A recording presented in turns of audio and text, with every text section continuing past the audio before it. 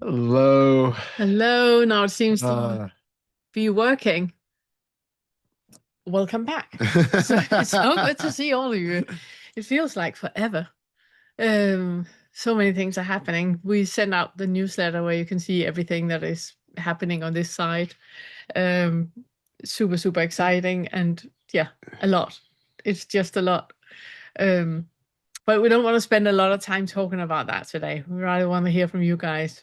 Um, um, I just want to give you practical information. The next meeting we have is the 14th of July. And then because of um, all of the turmoil that is happening in our lives right now, we're putting in an extra inquiry meeting on the 11th of August. We're not supposed to have one in August, but we will. So the 11th of August. And the next meeting after that is going to be the 1st of September. We don't know yet if we're going to have one in October. It depends on how things are. So far, the dates are 14th of July, 11th of August, and 1st of September. okay, I'm going to get rid of the chat, and There here we we go. are. Hello. Hello, welcome back. Good to see you. Uh, um, How have Hi, you been? so it was interesting to hear your story. Um, I'm just at a bad place right now Okay. and spiritually and I'm not really doing anything for spirituality anymore. Like I'm not meditating anymore, although I just meditated today. Um, but yeah, like I feel like self-inquiry is like so um punishing to do because like self-inquiry is like you just asking yourself like who am I, what am I every day, and like it's like how can you repeat the same questions to yourself like every day. And so I'm just like, how can you even do that? And like I don't really see any progress from spirituality, so like I'm kind of like doubting whether like awakening is even real. So like can you guys like tell me why like awakening is real and stuff like that? Because Yeah, there are two things in what you're saying. The first thing is that I would like to invite you to do a different inquiry than asking, are you real or anything like that. Who am And I? it's, yeah, who am I? So instead, just notice, if you close your eyes right now, and then you just notice what is arising in your body. And the moment you have a thought about what is arising in your body, oh, my foot is buzzing, then you let go of the thought and go back to the Mm. sensation in the foot.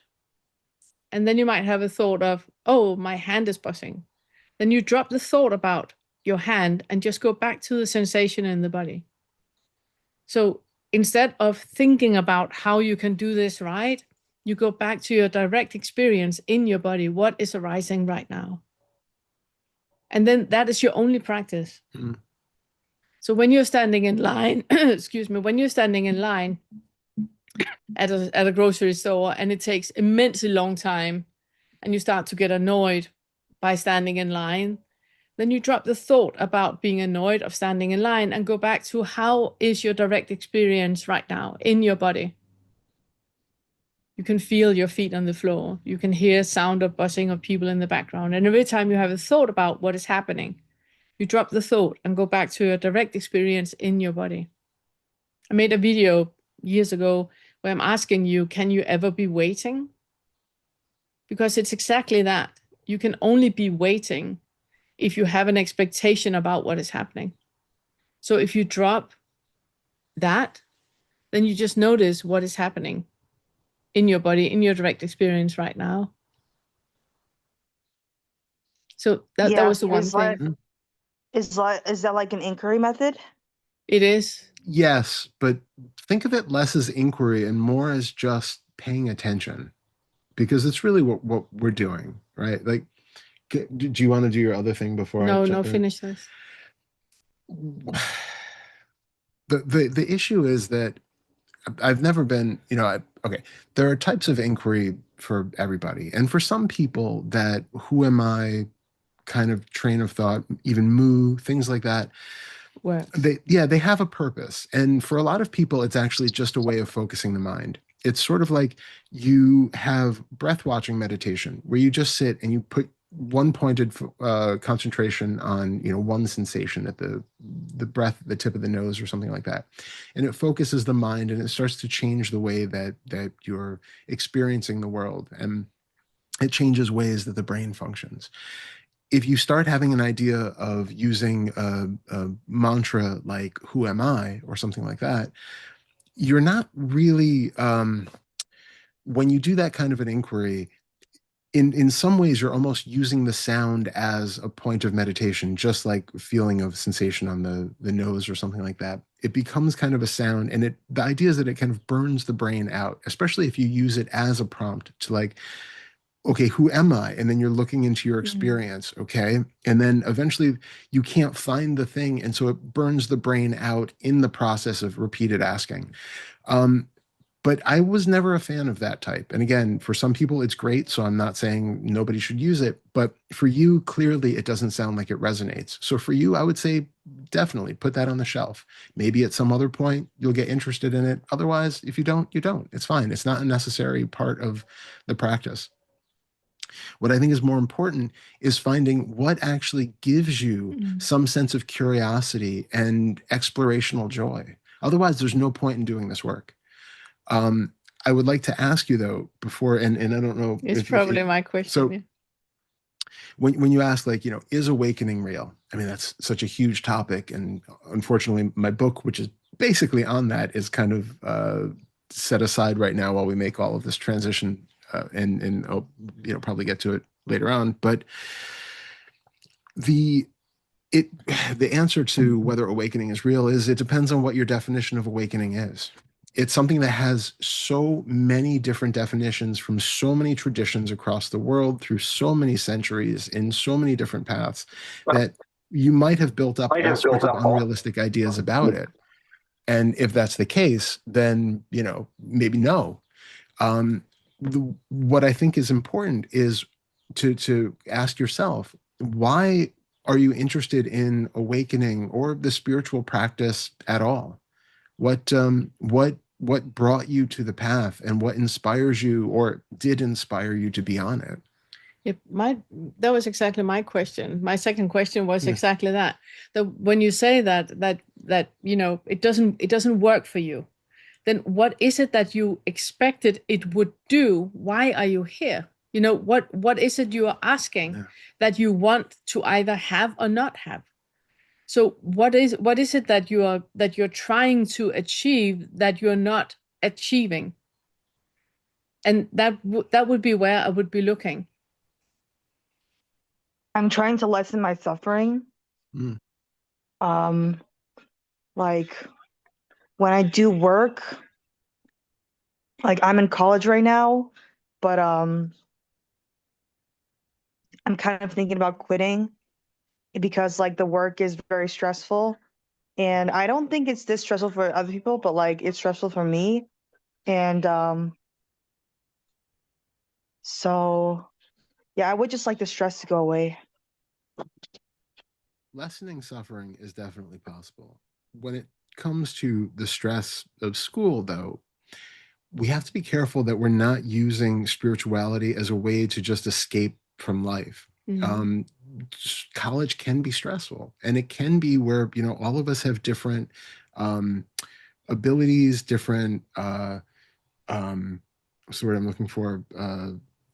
Yeah, capabilities. Yeah, and aptitudes, and something, and where, for some of us, we need different approaches to do something. So there might be something about your neurology that makes it not that you can't go to school, but that you just need to Do it differently. do something differently to make it, more easier or more functional or less stressful for you. Yes, we can absolutely use methods of, meditation practice and inquiry and things like that to deal with that stress. And that is incredibly helpful. I mean, I had, you know, my history of depression and agoraphobia and panic disorders and anxiety and all of that. That absolutely was turned around by meditation and inquiry. So we can absolutely use those tools. I would be, reluctant to like conflate that with the more mystical interpretations of awakening and that side of things. I think there's truth to, I forget who originally said it, but that the Buddha was the first cognitive behavioral therapist.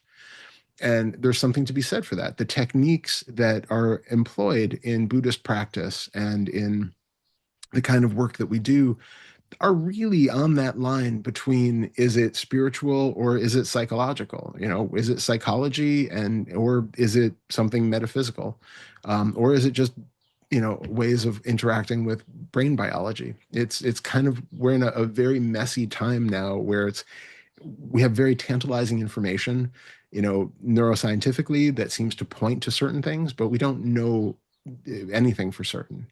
So what I would say is, use the tools that speak to you and that work for you in terms of reducing the suffering and the stress. But what I hear is that you might have been using the idea of awakening as like, okay, Once I'm awake. once I'm awake, once I do this thing, it fixes me so I won't be stressed out and I can go to school and I can do all these things without stress because I'm just going to become this kind of superhuman that never has to deal with any of this again.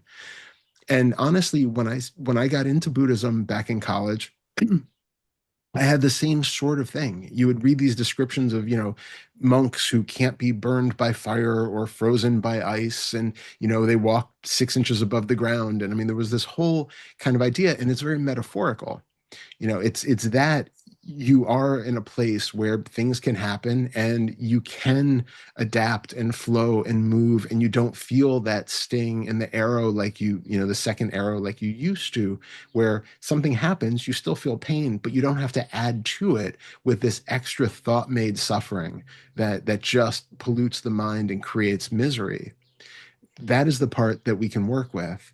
But you are still going to be in stressful situations. You're still going to be, in painful situations. It's just how we deal with it that changes.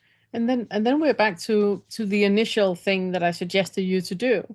That when you're in a situation that feels really, really stressful, for example, you have an essay or a task. I don't know what you're doing there. Let's say an essay, just because I don't know what you're doing. So you have an essay that needs to be done by Friday, and you feel the stress of that. In this moment right now, you breathe into how it feels to be in your body. Then you have a thought about, I'm really, really stressed about the essay on Friday. Okay, right now, what is actually arising in your body? Well, there's tension, there's a heartbeat that is going, okay, can you be in a body where that is happening? Can you drop the thoughts about tension? Can you drop the thoughts about heartbeat and just sit with the sensation in your body and just stay with that, just be with that? And that is when you can not be burned by fire and not frozen by ice, because what is happening in the body is always doable to be with. It's the second arrow. It's the thoughts about it that makes it worse. It's in the thoughts about it that the suffering is. Right now in your body, there is something happening that has nothing to do with the essay on Friday. Those two are not connected at all. It's the thoughts about the essay on Friday that is creating that feeling of anxiety and performance anxiety and all the things that you feel. But if you drop the thoughts about it and just stick with the sensation in the body, it's really doable. Can you tell us? Oh, Can you tell us specifically what has been a point of stress for you, or what has been actually going on that is making college so difficult? it's the assignments. Like I don't like reading, unfortunately, and I have to read for college and stuff like that, and I have to write these discussion prompts, which are not that bad, but the essays really do stress me out, and like yeah, the essays really stress me out. If it's about the reading, for example, if you don't like reading, literally sitting with a book and reading, there are lots of tools that is used, for example, for blind people, where it's audio, where it's read out for them. So it could be that it might help you, to think outside of the box. If it's because that you don't want to learn, that I do not want to learn anymore, then obviously you shouldn't go to college because that is why you're there. But if it's other obstacles, like you say, with reading is complicated, then think outside of the box. What do people do that can't read? How are they getting aid? How are they getting help? Because they still get college degrees and university degrees. So how do they do it? And then see how you can be helped in the same way. There's so much awareness now on neurodiversity that there are tools out there that absolutely can help you. Yeah. For example, for a lot of people with ADHD, what is that called? PO. I can't remember what it's called, but it's the moment that you tell a person that has that they have a task, it's not going to happen. Oh yeah, yeah. It would have happened otherwise. Yeah. So if you ask them, they might be thinking, "Oh, I'm just going to take the bins," and then you ask them, "Would you take the bins?" The bins are not going to be taken. But if you hadn't asked them, they would have done it right away. I can't remember what the short is. Yeah, I can't remember what it's called. It'll come to me. Anyways, the way that they are helped is by that the end of the year you have to have given in all these assignments. You have to have given all of these essays, but it's not on time. So it's just whenever you feel like making it, you make it. So you're given space to get your college degree in a way that is suiting your needs. Yeah, PDA. That was it. Thank you. Yeah. I think like I probably have to ask my college for accommodations and stuff like that. Yeah. And it's There's not nothing about you. wrong with It's not about you doing less. You're just doing it differently. Yeah. So if you make that clear, but I also think it's about you finding out when you say that I'm not sure I want the college degree. Are you sure about that? Are you sure that is it? Or is it just a way to avoid the obstacles that you have right now with accommodating the needs that you have? Because if you want to learn, then school is the right place to be, you know? Yeah, like I feel like I don't really want to learn, but I just want to get the degree so I can get higher pay, you know? That is Are you motivated? I don't know what field you're going into. Are you motivated and interested in the actual field and what you want to do as a career?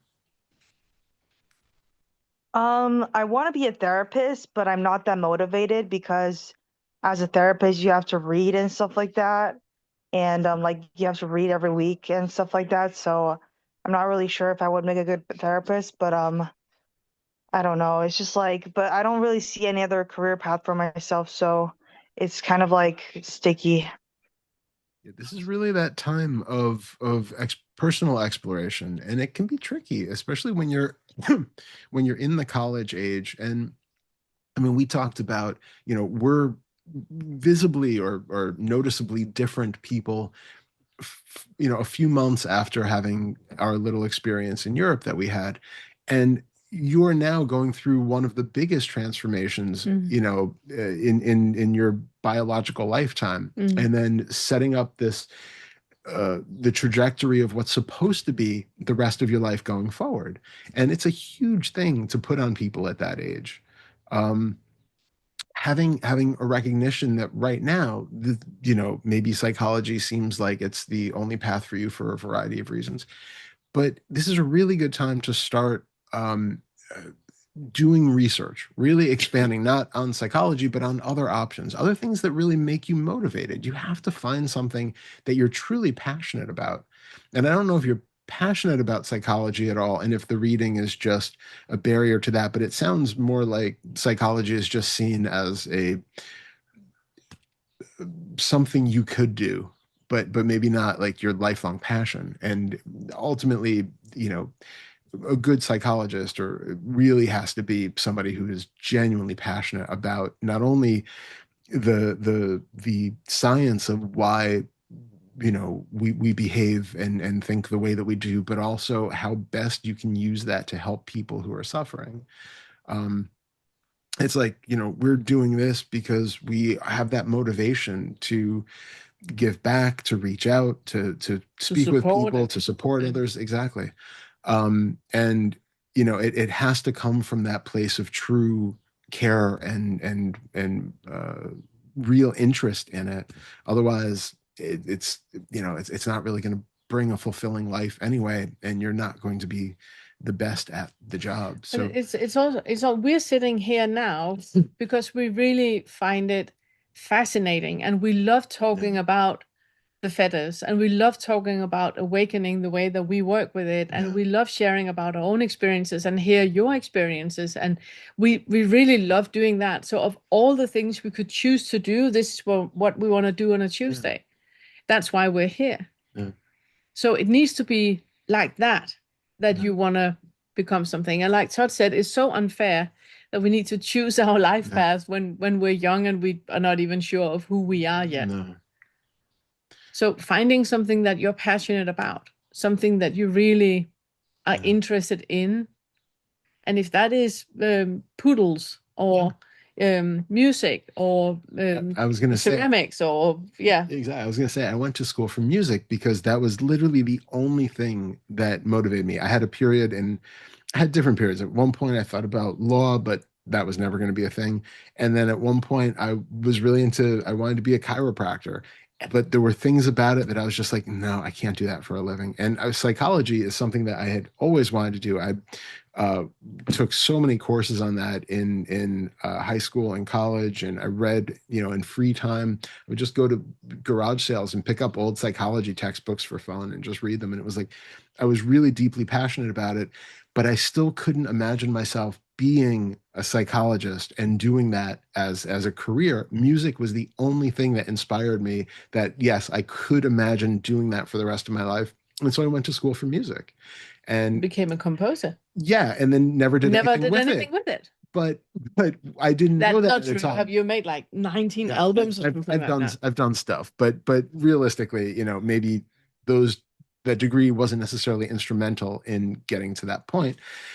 It helped in some ways, but it wasn't like I needed the degrees to do it. But you never know where life is going to pull you. And if you are moving where you are drawn, I mean, while I was going to school for music, that's when I discovered Buddhism and meditation and all this stuff. And that actually ended me in a much different life trajectory than it would Mm. have been had I gone to school for, chiropractic or psychology. I would have been in a different environment and I would have met different people and, everything would have been different. So it's just to say you don't really know where you're going to end up on the other side of college or 10 or 20 or 30 years after that. It's just a matter of letting yourself be guided by some sense of interest and curiosity and motivation and passion. Otherwise, And it actually goes for everyone, not only Vicky that is in the college age. It actually goes for everybody who's here about you doing something that you're really passionate about, surrounding yourself with people that piques your curiosity. yeah. Because you change all the time. You become the people you're with. They are, you're mirroring them. Um, so yeah, so it's an advice that goes to everyone. But as far as the actual, stress of whatever you're going through, which again is inevitable, what Pranella said is spot on. Being aware of, when we've talked in the past, we've talked about the kind of daily inquiry, not the who am I side of inquiry, but just the being present in your daily experience with what is really going on in the body. So again, I don't know like what's happening internally when you're trying to read and what resistances are showing up, but when you're thinking about having to read, when you're thinking about the essay and you start to get that preemptive stress of, oh, and I have that, and you feel that heaviness and the tension and the fear and whatever other contractions happen in the body, instead of taking that as a sign that the essay is bad, you're not suited for it, you don't want to do it, blah blah blah blah blah, all of those add-ons, come back to just that contraction in the body. When you think about the essay and you feel the fear and the exhaustion and the rejection and the resistance and all of those things happening, feel the raw sensation that makes those up and recognize that that is not actually a Mm. direct connection to doing the essay. You're not even doing the essay now. You're simply having a thought thought about it. about an essay, and you're actually reacting to the thought, not the actual essay itself that doesn't even exist. It's just hypothetical at this point. So what we're doing with the practice is not making it so that you never have any stress on a deadline or something like that, but that you can feel when the body has these habitual reactions to a situation. Oh, I feel, the teacher says I have to have this essay in by next Friday, and you feel the sensation arising in the body. Thank Right you. there, stop and just be aware of the sensation and be with that in all of its glory. Completely feel it, not as something that you need to get rid of or something you don't want. Just be aware of it, and then see what happens to it as you are curious about it and exploring it. And then notice that when you're actually doing the essay, your experience of it is completely different, because now it's a totally different moment. And then you can feel what you're feeling when you're actually writing the essay. And if you get tired, you're noticing that you're getting tired, and you notice that your mind is wandering and you're doing something else. All of those can be different practices that you can work on, but it's not about changing you so that you're never, able to have a stressful thought again. It's just you can learn tools to adapt and work with that stress in ways that don't, derail your life in some way. It just makes us more adaptable humans. Does that make sense? Yeah, thank you guys so much. I have to go now, but it was very helpful. You're good. I'm glad. Okay, Good good. luck with Yeah, everything. good luck with We hope to everything. see you next time, and let us know what's going on by the next time we have a meeting. All right, Thank thank you you. so much. All right. Thank Thanks, you. Peggy. Bye. Okay, now I didn't see whose hand was next, and it has like reordered our people. Do we know Do who? you guys know who was next? Is it Marcus or it was Pierce? Thank you. Thanks, Pierce. That's about right. Hello. Hello. How are you? Hello, can you hear me? Yes. I can. It's funny. Hello. Yeah, I've been I am trying to you. mess with it. Our volume is very low today, and I don't know why. Let me just give a second. We can hear though. Okay. Just want to hear you a bit possibly. louder. Here we go. Let me try this. Can you say something? Hello. That's better. Now There we we can go. hear you Thank clearly. you. Thank Okay. It was on It my was on end. our side. Thank you. So I wanted to obviously say hello and introduce myself, and also ask you a question in a Good. moment. I thought I'd just say that. So I discovered you. Well, Pernilla, I saw you interview chat with Angelo. Yeah. And I've I've been I first started meditating about 25 years ago. Very interested in Buddhism, and did a lot of retreats in my time, and started to read different books. And so I was aware, as I'm sure most Buddhists are, of the 10 Fetters model, but I'd only ever just seen this short list, kind of like, okay, um, without really much more instruction than that. And so I really enjoyed your dialogue with Angelo, and that's what led me to then diving into your material, I love Penilla. that. Thank And you. yeah, I've it's only been a few weeks, and I said to Todd, we had just a little email exchange that unlike in the past where I probably would have binge watched everything, I'm just taking it quite slowly, and because what I find most important now is like you throw out quite a lot of little questions and sort of practical applications in day-to-day life, and Yeah. that's what I find most valuable now. Love that. And so I'm really enjoying that aspect of it. And Love that. Yeah. I just want to just a quick question. I'm just like watching the videos and taking some notes. I'm aware that there's a course for like $50 and a book.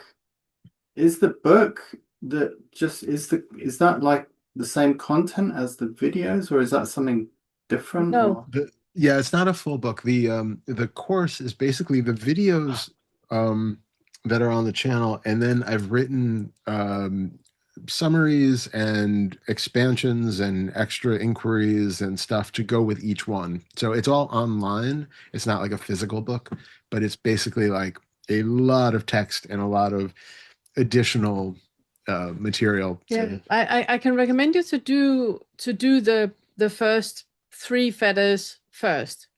And Yeah, that's yeah. yeah, yeah, and if you feel up for, yeah, I want to dive more into that, then do the course. It's not something that you have to do, Mm. but it's for all the curious ones out there that want to have another angle and another angle and another angle, that wants to keep diving into it and see it from different angles. Then the course is really, really good, because Todd, he's really good at when he hears something, like I'm saying something in a video. Then we have the transcript of the video that is there, but written in a certain way. And then he is like expanding and expanding and expanding and expanding on that. So it's a lot of extra questions and thoughts about what you just experienced. So it's like going deeper and deeper and deeper into your experience of that video right now. So Okay. it can stand alone, and it's only for the curious ones, but for the curious ones, it's absolute gold. Yeah. Okay. I'll see how that goes. But Yeah. that's exactly what I am right now. It's just the first three. I'm watching some of the lessons in those ones, and just really, really enjoying it. Yeah, Yeah. yeah. Thank you. It's so Yeah. I'm good. really happy about that. Yeah. Yeah. So like I said, I've got a question, and it really relates to a chronic health condition, which is undiagnosed. Not because I haven't gone to a doctor. I have gone to a doctor in the past, but they couldn't help. So basically, it's an energetic issue, and this began about 20 years ago. And I have good days and bad days, and also I have good, like the day. Some parts of the day can be okay, and other parts I can kind of just crash and burn. And so yeah, I went to a doctor like 10 years ago or something. They did lots of blood tests. Everything came out normal, and he said to me that he thought he didn't really know, to be honest, and he said he thought I might be on the lower end of the spectrum of chronic fatigue syndrome. Yeah. But so intuitively, though, I feel that it's born about through resistance to life, Yeah. resistance to something I want to do, or passion. And I feel like there's a real kind of like there's a lot of doubt that second fetter stuff, Yeah. because there's this confusion in my mind. There seems to be this catch-22. Yeah. When I get excited and I've got my energy up and I want to do something, and I can move in that direction, and then I can burn out, and then the next day I'm wiped out and I'm sort of resting a lot. And so then I'm feel frustrated that I can't do what I want to do. And so there's lots of kind of looping thoughts around that as Yeah. well. Yeah. And so I guess the question I really wanted to ask is, well, there's two things actually. Before I ask that question, there's something you said in one of your videos, Pernilla, and I've written it down. You said there's always enjoyable sensory experiences. Yeah. And I was like, when I heard that, I was like, no, there was this loop going on. Dang When I'm feeling so shitty, that's not my experience at all. But when I actually wrote that down before this call, I suddenly thought it's a funny thing, because I suddenly realized that even if I can have this felt sense, and it's very hard to explain, because it's not a pain. I don't feel pain. It's just real discomfort, unease, and a sort of I have to just lie down. My face might be heavy. Sometimes, and I can feel my whole body kind of buzzing or just this kind of energy. But then I realized when I wrote that down that even if I'm feeling that way, I could enjoy music, or I live near a main road. It's not a super busy road, but it's busy enough that I can sometimes hear the sounds of traffic passing. And we're also under a flight route. I grew up under a flight route, so I actually like the sound of planes. I know some people don't, but for me, when I was a kid, it was actually a bit romantic. We actually, in those days, we had the Concorde, so it used to come over a couple of times a day or something. That's cool. And so I used to always look up and like with a state of wonder, like, oh, where are they going, or who's there, and who's meeting them at the air. I had all these kind of things. So I then realized that in sounds for sure, even if I'm feeling like that the sounds, I can actually find them quite pleasant. They're quite sort of comforting. It's kind of curious. Nice. But so my question really is, how do I relate differently to this? Yeah, I love it because it was actually what I wanted to comment back when you started to talk about it. I would like for you to hold the idea very lightly that you know how you feel. Hold that idea lightly, because you don't. You only think you know how you actually feel. So you have, backtrack a bit. You get a lot of energy, and there's something you really want to do, and you do it, and the next day you're completely wiped out. If you do not have an expectation to that day also being full of energy, but instead holding that idea lightly that you know how this day is going to be, how you are, how much energy you're supposed to have, should have, and instead just be with what actually is, the entire experience will change. Because you're only suffering by not having energy because you think you could have more. Yeah. If you don't think you could have more, today is just presenting itself the way today is presenting itself. It's a bit like we talked about with how our last 4 months have been experienced, that if we held tightly to how today should be, today Toddy's getting permission to be in Denmark, today it's going to happen. If we hold that lightly and wake up with a wonder, wonder what is going to happen today. I thought I was going to mow the lawn, no energy. Clearly, I'm not going to mow the lawn. Then there's no attachment to mowing the lawn. Then it's just like whatever is presenting itself is what is presenting itself. And that's okay. However your body feels this morning, it's okay. Who are anybody to say it should be any different than your body is presenting itself? There's nothing wrong with having energy, and there's nothing wrong with not having energy. It's only the idea of energy being different that's the problem. Do you understand what I mean? I do. I'm immediately thinking that the first thought that came up, my God, I'm comparing so much to my past self. Yes. Like in my 20s, I ran a couple of marathons, and I'm thinking like, oh God, that Piers is not here. He's not here. He's not here. He was there, but he wasn't even there in the way that you think now he was there. Because the way you think of that Piers running marathons is a completely different person than who actually ran marathons.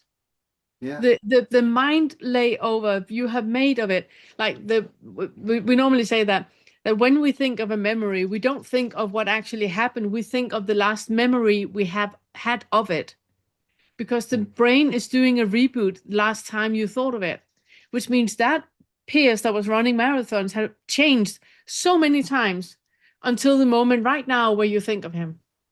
So the thought you have of that peers running marathon was not even the peers that ran marathons. You know, it couldn't be more of a Fata Morgana than what it is.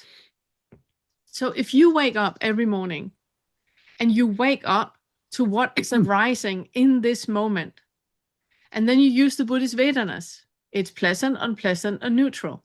And you don't have an opinion about what is pleasant, unpleasant, and neutral, because even that can be dissolved. What you deem as pleasant is only pleasant if certain factors are there. Just like what you deem to be unpleasant can only be unpleasant if certain factors are there that you deem as unpleasant.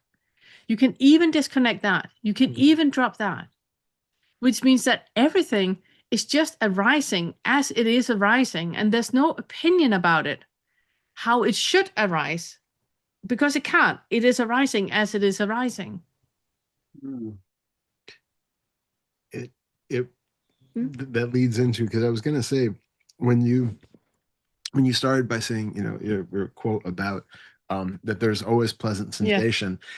The point is that like, I love that you found when you were sitting there in That's that the next state. thing I wanted to say. Sorry. I love that you found that, there were other external sensations or, other things that you could feel that were actually pleasant, that are also here, that we're just not aware of, because, the whatever was in the body, it became amplified. It seemed like the loudest noise in the room, and so you just focused on that. Whereas So if I actually focused all on these, this one thing, exactly, there are all these other things that you've just been drowning out because they weren't taking the focus. But the other way to look at it is to actually go into that loudest thing in the room, which was, your body feeling heavy and buzzing and all of that. And to what Pranilla was saying, we have an association built up with it that has made those sensations into something negative, but they're not. They don't have to be. That's another addition that's on it. I often refer to the story, I think it was about 2 years ago now, I broke my foot.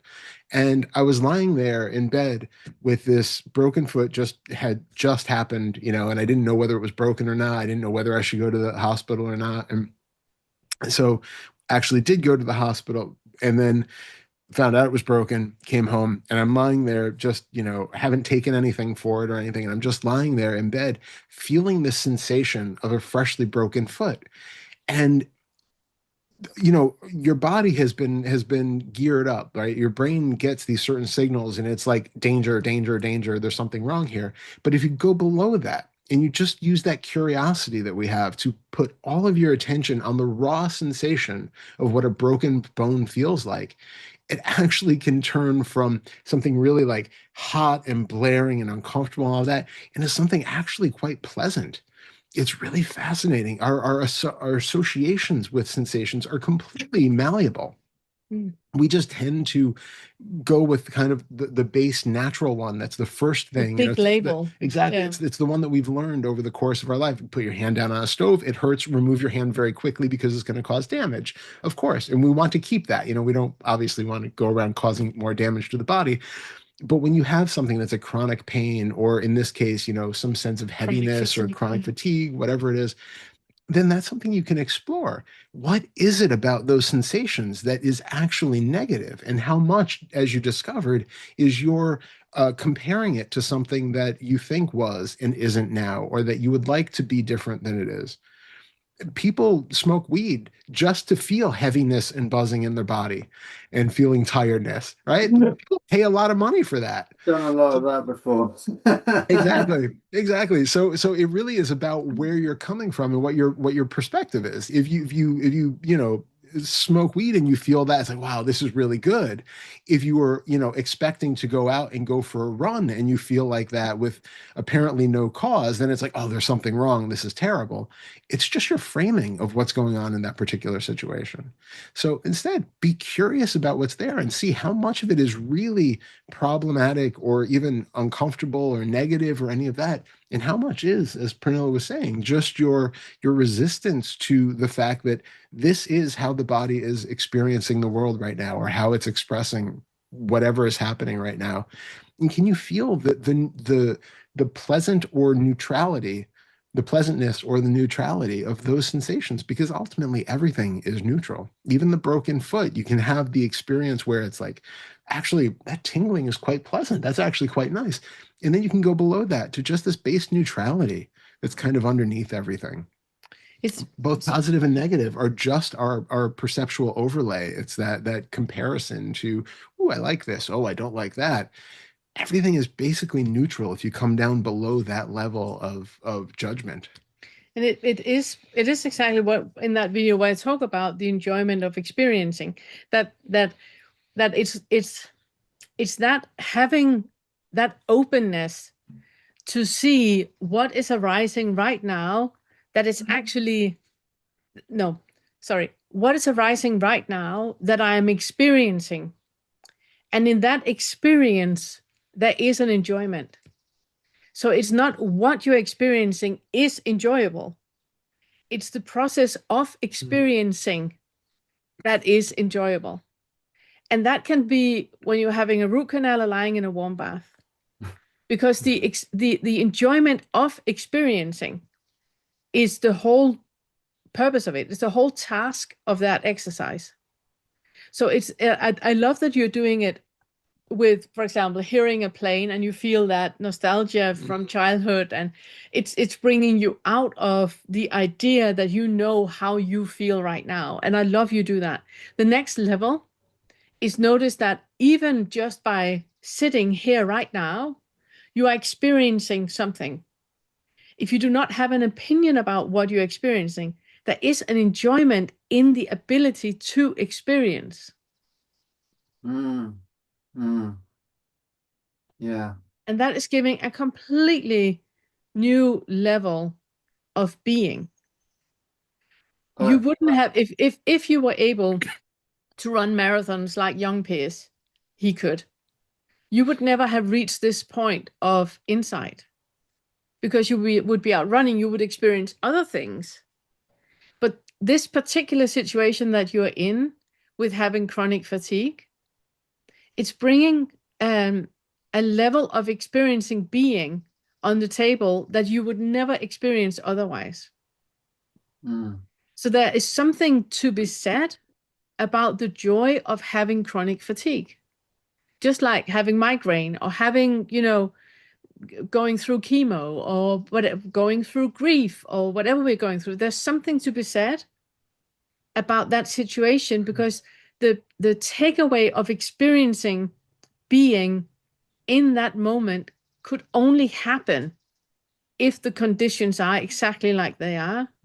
You would never have the opportunity to experience being the way that you have now, which makes it completely okay to have chronic fatigue. yeah. Yeah. And I just wanted to add that quite recently I noticed it's like a subconscious attitude where I've been hijacking on a good day, I've been hijacking my experience because I've been driving like as though the handbrake's on, because there's been at the back of my mind, oh, but don't, you know, watch out because you and I've suddenly become really aware that, oh my God, I'm sort of actually already um overlaying something onto my experience because I've got this sort of nagging sensation at the back of the mind which is going, hey, you got to be cautious, you got to, don't, yeah, it's Yeah, but I also want to say that also be the other side of that is also being aware of how you are active when you're active. Um, for example, a lot of people that have had chronic fatigue and suddenly don't have it anymore, they overdo when they have energy. Instead right. instead of recircling the energy inside, they throw it away and then they get exhausted. So even though they don't have chronic fatigue anymore, they still live as if they do. Because when they have energy, it's thrown out there instead of recircling. So when you have energy, if you can keep the enjoyment of experiencing with you. So you're more mindful of your experience of being when you have energy. Then you might actually preserve some energy for tomorrow just because you're not full throttle, 120, just doing. You're much more mindful in the situation, even when you have energy. Mm. Yes. Yes. Thank you both. Thank you so much. It's There's wonderful so to have much you. more I'd love to share with you, but I see there's a lot of other people Yeah. that And got their and hands we're up, and and we're back let's, next month. And Yeah. thank you so much. Do you have access to Discord? Yeah. Good. yeah, Todd's, Good, good. yeah. Thank you very much. Thank Oh, you. thank Thank you. you so It's much. been Good meeting you. truly lovely having you here. Yeah. Yeah. Love Thank your you. questions. Yeah. Super relevant. Thank you. Thank you. Thank you. Was Marcus next, or did we have somebody else next? I think Marcus was next. Okay. Good to see both of you. Oh, likewise. See you, Marcus. Thank you for co-hosting. Yeah. Appreciate that. Absolutely. It wasn't a burden. Thank you. Yeah, I think you may have partially or fully answered my question in the inquiry you took Vicky through. Yeah. But let me say it from my point of view, and maybe you'll have something different. So, I've been in this game for a decade, and I think like a lot of people, I've tried like every imaginable practice. Probably not true, but I've a lot of I different know. ones. And I've spent a lot of time, should I be doing this? Should I be doing that? And bouncing around. And I feel like recently I've been able to get in touch with a more intuitive, Mm, this seems to be what's right for me. Mm. Um, I've had a I have a terrible history with concentration practices and like single pointed mm, thing. Um, I feel like even after a decade of meditation, I'm not much further along with not getting pulled into thought mm, than I was like the very first day that I started. And I've beaten myself up a lot about that and compared myself to other people who, like, oh, there are no thoughts at all, and all this stuff. Um, and inquiry has also always been similar to what Vicky was saying, at least the traditional, who am I, has been really challenging for me. Mm. Um, uh, but somatic work is incredibly potent. And I think Mm. I've talked about this before, but um, and I've gradually accrued a bunch of I'm seeing a somatic therapist. I do TRE, I do yoga, and it hasn't been a matter of like, oh, somatics works for me, so let me do all these things. It's very mm. organically. These Yeah. things have come into my life. Um, so the inquiry, and I hadn't really thought of it as inquiry, but the inquiry you walked Vicky through is what I do when I meditate, that I just Love that. open body awareness. And when I'm realizing I'm in thought, I just go back into the body awareness. Yep. And I could write a book about all the changes that I talked to you before about, this intense kriyas that I was getting. I'm Mm. not getting those anymore. Maybe Nice. they'll come back tomorrow. I don't know. But it's just this kind of carnival of changes and surprises and stuff like that. But recently I've thought maybe this is my practice. I don't mean for all time. Mhm. Um, and even if it feels like a lot of it is shadow work, a lot of it is Mm. trauma stuff coming out. So even if it doesn't like immediately lead to awakening, maybe it's what I need to do right now Yeah. because it's what's calling to me. But I do have this like lingering question in my mind, like, if this is what I'm doing, can this really lead to awakening? I still have this voice going like, you really should be doing inquiry. You can't just spend all your time in the body in sensation. You should be doing single pointed. You should be doing koan work. You should be doing, and all of that stuff feels so unnatural to me. Mm. But I get really caught up in like, is it, am I doing the best practice for me, or am I just being lazy? Am I just being avoidant by No, but because I this think other stuff is too Yeah, challenging? you're actually saying you're actually replying to yourself, because Yeah. all of the different practices that you can, that whole palette of different practices you can choose from that is out there, is just out there to, because somebody has used it and it worked for them. It Exactly. doesn't mean that it's the right practice. Or that everybody has to do all of them. It's about finding Yeah. what works for you right now, what gives you a feeling of an awareness that there's a difference in being and thinking that I am. There's a difference in those two. What brings you to that point? For some people, it's somatic dancing. For other people, it's moo. Yeah. So there's not a right thing, because there's not a right awakening. We can even question if awakening is a thing. Exactly. But what brings you calm and present awareness right now? What dissolves suffering in your life right now? What sets you free to set you free and set other free right now? And what does that works?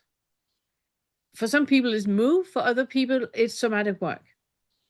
So if you experience that, that you have an awareness in your being, in the being right now, then it works. And it might be lazy. Who are we to know? But if it works, it works. What just popped up for me is it kind of reminds me of like we're like spiritual foragers. Yeah. And like as a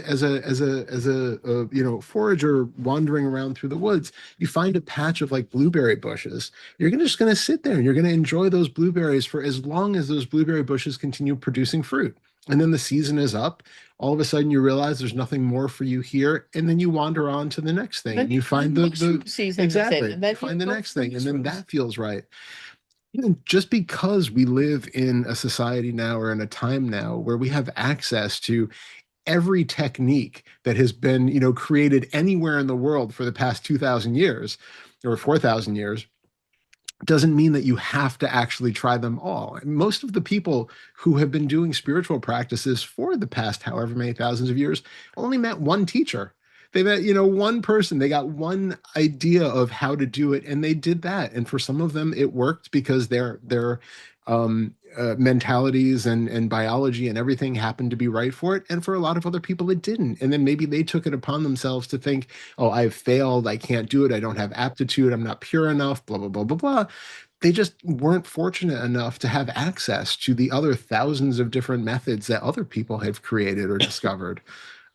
We just happen to live where we have this absolute bounty of buffet of possible choices around us, but then we get the opposite where it's like, okay, but I think I have to try them all. I think I have to do some of them, or else I'm not, I'm missing out. But Or comparing. or comparing, yeah. They're talking about that they are seeing colors when they Yeah, meditate. I don't see colors. There's something wrong with me. I must be meditating wrong. Exactly. They say that they I can't even come up with anything. Yeah. Can hear a squirrel think, and I can't hear a squirrel think. So there must be something wrong with me. Yeah. We start to compare Yeah. other people. We start to compare what we think is other people's experiences with our experience. It's not even their experience, it's what we think is their experience. But like I started by saying, if you have a calm in your being and you can set you free and set other people free, you're nailing it. Yeah. The one thing that is a little confusing to me about that is I'm not, and I can amend this because there was, I think something happened yesterday, but I'll talk pre-yesterday because there's a whole other confusion. But I'm not, through the somatic work, finding anything that I would call calm. There's or equanimity. There's so much. I mean, it seems like trauma. There's so much, Mhm. there's such a, when I let that in, which I'm doing for the first time in my life, there's such a tornado of constant sensation. Mhm. Um, it's not, at times it's very unpleasant, but a lot of times it's not unpleasant. It's just really dynamic. It's Mhm. like, Mm. wow, like everything's turned up to 11.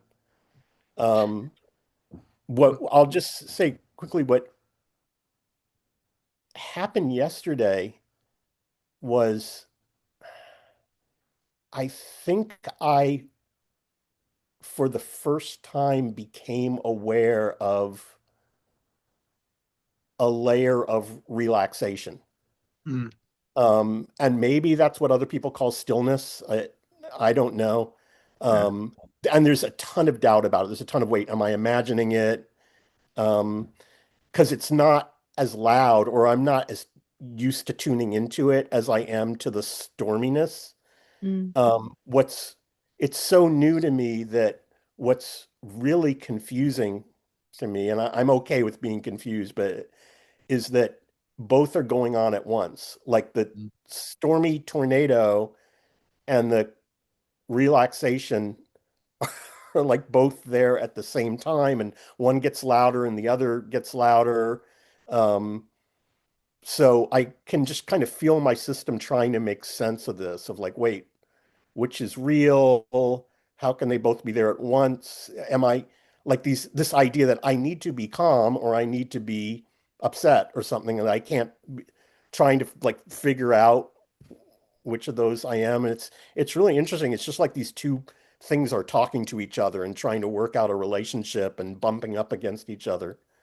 It's similar to what we were talking to Pierce about, that Yeah. there's the, he had something going on in the body, some sensations in the body, and then also realized that there were all of these other inputs that were just being disregarded because they were more subtle or not considered to be interesting enough compared to the warning lights that were going on in the body saying, I feel buzzing and heaviness and tiredness and all that.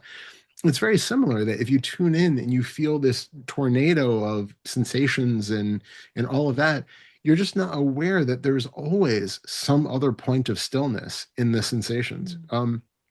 I can't remember where, but I have inquiries in meditation someplace that point to, if you're feeling pain or something that's, really uh, intense in one part of the body, that you can always find a sense of quiet, stillness, peace, even pleasant sensations elsewhere in the body. You're just, the attention is being drawn to the one that's seems It's to be in the the most exploration of pain. okay. Yeah, I think I also have It, it elsewhere too, yeah, probably, but yeah. it's an inquiry thought he has made that is called the exploration of I pain. think it's like 7 tools to work. Seven tools. Yeah. Yeah. Yeah. But you can always find some other sort of thing, because what you're finding by that, when you say there's, these kind of competing factors or these different experiences, is that the whole experience of Marcus is not one unified monolithic experience. It is all of these different, it's a torrent of different emotions and sensations and dynamic sensory input and all of that that's changing constantly. And there is no unified beacon in the middle of it that takes it all in and makes sense of it all. Yeah, that's the selfing. Yeah. Exactly. Yeah. Marcus is this torrent of changing experiences. That is the whole point. And so, of course, you can have these polar opposites existing at the same time. There Mm. can be stillness and there can be turbulence. There can be trauma and there can be peace and calm. Sadness and happiness. Exactly. All of these things can coexist. The equanimity that you mentioned can come about by just noticing that. The only point of equanimity is that we can be aware of what's happening without trying to change it or wish that it were otherwise. Equanimity is basically just being aware of what is here and an acceptance of this is how things are at this point. I don't need to immediately do something to fix my experience because I'm not okay with it being the way that it is. It's I feel this torrent of emotions that maybe has been going on for decades and I haven't been aware of it, or, haven't fully tuned into it. And I feel the body is just going through this, and I can just absolutely feel it all and be okay with feeling it all. Simultaneously, you can be like undergoing some massive emotional turmoil and also okay with the fact that you're undergoing massive emotional turmoil right now. That's equanimity. So doing all of this is your equanimity practice. It's just simply becoming aware of, are you resisting what's here, or are you able to just acknowledge and accept that this is what's here right now and watch as it moves on to the next thing, which you also acknowledge and accept. That's great. I guess the last thing is I still get discouraged by how much time when I'm practicing that I'm lost in thought. And I know Mm. part of that is like expectation, like all these Yeah. like I shouldn't after 10 years, I shouldn't like I have this idea.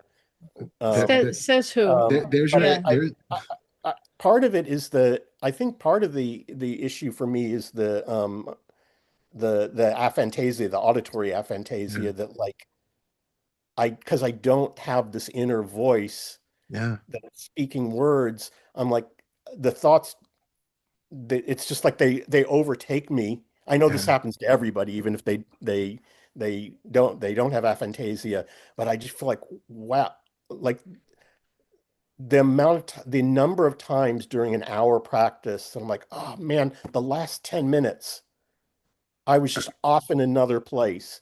Just So I'm so fascinated though, because, and I know we've talked obviously at length about this, and it's just, I find it so intriguing having aphantasia and auralia, that the thoughts still come in such a way that they are, like you said, all encompassing, all intrusive. I mean, it's fascinating to me because again, we all have such different ways of creating this virtual reality sense of the world. Yours, sounds different than the way that, I experience my virtual display of the world. And I think there's two things, at least in that. Then I have a third thing I want to say. Excellent. One is that you um the oh, which one do I go into first? The your experience of the way that things are is going to be unique to you, and trying to hold yourself to the standard that you hear of other people who have different neurology is unfair, right? It's like watching an athlete who has like a certain muscle structure that allows them to run incredibly fast sprints, and then you have a muscle structure that's like, made for lifting 300 pounds or something. They're two completely different body types and they have different abilities. Your brain is amazing at doing certain things, and it's going to have more of a difficulty doing other things. Um, there's absolutely nothing wrong with that. And again, I think we're in this point where 2000 years ago, somebody would go to a teacher and they just get told like every mind is the same. They didn't have a concept that we all function differently, and that actually this particular practice just doesn't work as well for you than it does for somebody else. And so let's try something different that does work for you. Oh, let's get into the body. Let's do somatic. That works for you. Great. Let's run with that. So we have the benefit now of being in that, but still the old stigma that you should be able to do this other thing that other people talk about. Which brings me to the second question of, why exactly do you think it's important to have no thoughts for a certain point of time? I don't think it's important to have no thoughts. What I've talked myself into that is that it's important to be, I can have a million thoughts. It's important to be mindful of the thoughts, right? It's important to know that I'm thinking and not just be lost in thought. And I think the real belief is if I keep getting lost in thought for 50% of the time I'm meditating, I'm never going to wake up. It's Mm, never going to Mm. happen to me. that's the issue though, right? You Yeah. don't know. You don't know what your particular body is going to experience and what your particular version of awakening is going to be. And yeah, what kind of I think the way that I frame it is that you have we have different interpretations throughout the world and throughout time of what awakening is. And a lot of that depends on the types of practices that people do. And so if you do practices that are very much based on um, one pointed focus and that kind of, you're going to experience changes in the brain that lead to one particular type of what we would call an awakening experience. And you end up with lots of hallmarks that follow that. And if you do other practices, which are either very somatic or practices that use a lot of, medicinal plants and things that have, very psychedelic experiences, people have different experiences, which open them up. It changes their functioning in different ways. They might lose the sense of self. They might have all these different experiences as well. But it's going to change the brain in different ways. And they're going to have a different concept of what awakening is because the path that they've taken to get there is different. And so the end result is different. I think that the issue is that we don't have one unified thing that is awakening that everybody is walking towards. We have all different variations of a theme that is different depending on which tools you have used to get there. So being aware of that, your unique experience of awakening, whatever that is for Marcus, is going to be a unique experience of awakening, whatever that is. And it's going to be partly due to your biology, and it's going to be partly due to the tools that you use on this unfolding path.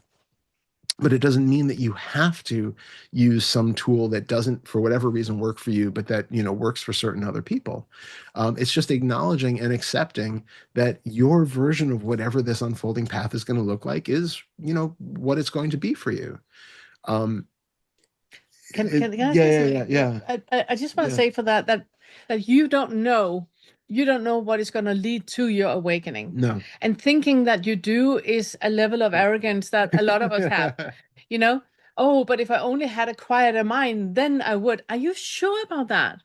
You don't know. You don't know if it's one of those where you are drowning in thoughts and suddenly it just clicks for you. You don't know. No. A lot of people become awake while doing the dishes, not because they were doing the dishes, but because of all the things they had done before they were doing the dishes. And then they were relaxing and then they snapped. Then they understood, oh, wow.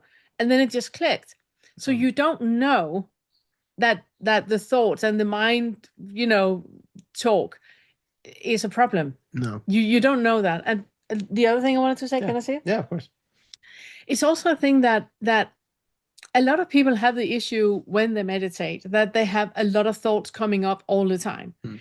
But it's what the mind do. The mind is thinking. It's the job. The job of the ears is hearing.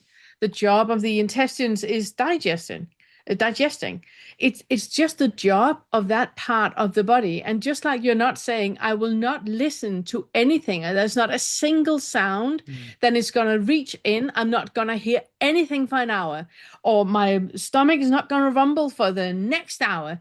You cannot make those decisions where, again, it's completely delusional. You cannot stop thinking because the nose is smelling, the ears are hearing, the eyes are seeing, and the mind is thinking. It's just what the brain does. So you don't need to make more out of it. Just like you don't have to go, oh, dang, now I heard a car. Oh, dang, now I heard a dog. You don't need to make something out of nothing about it. It's just a fucking thought. It doesn't matter. And what you can also take from that is the recognition that clearly you are not the one doing the thinking or the hearing or the being aware of. Right? Go a level deeper and see that if you were really in control of your mind, that you would just say, okay, now I'm going to sit and meditate. Then there's quiet. Or that now I'm going to pay attention and I'm just going to let my thoughts flow, but I'm going to be aware that I'm thinking this whole time. Where is that one that's supposedly aware and awake at that as the observer? Right?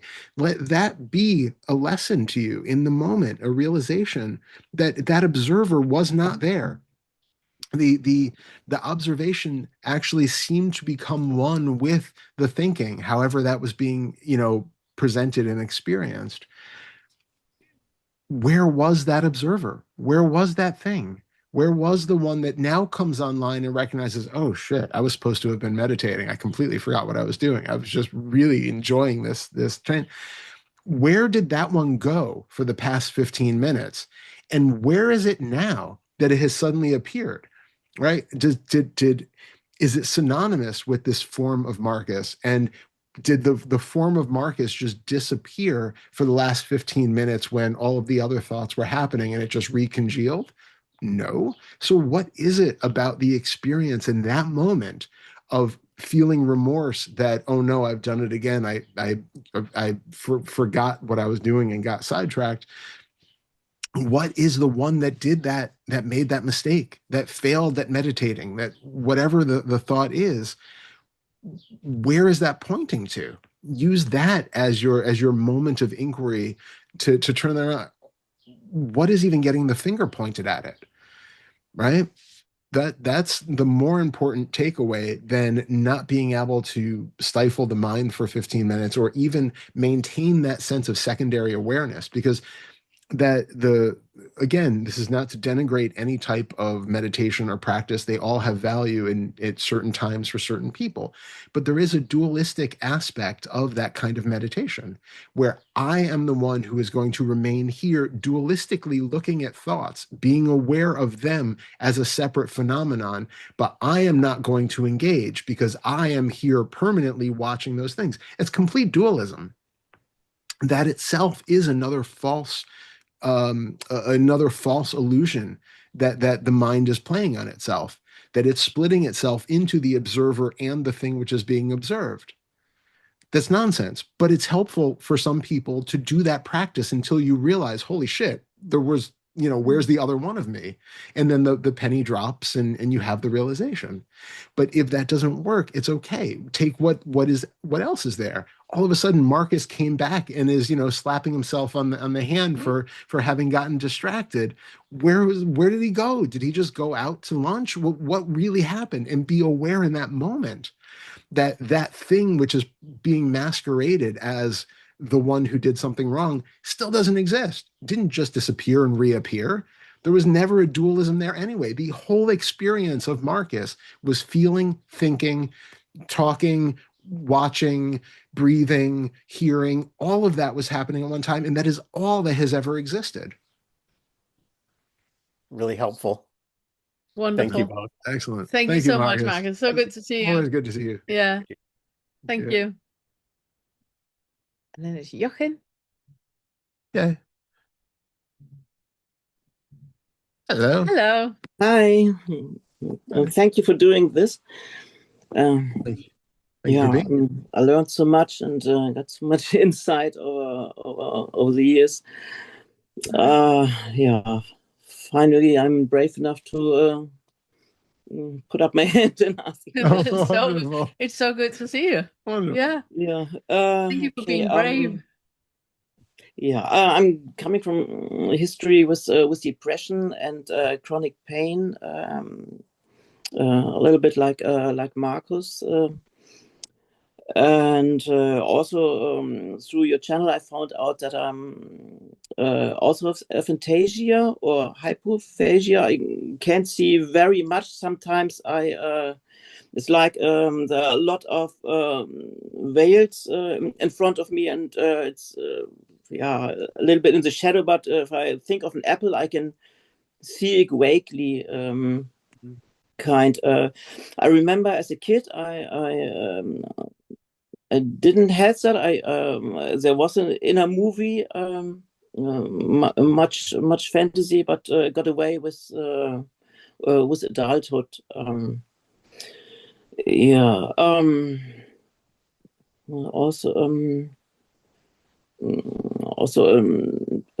Find out about Scott Kiloby. I think you know him, and that I did a lot of anger repression, and finally I got into it to take a look at my shadows. On the spiritual journey, I'm not for such a long time, about 5 years. And more synchronicities come into place, and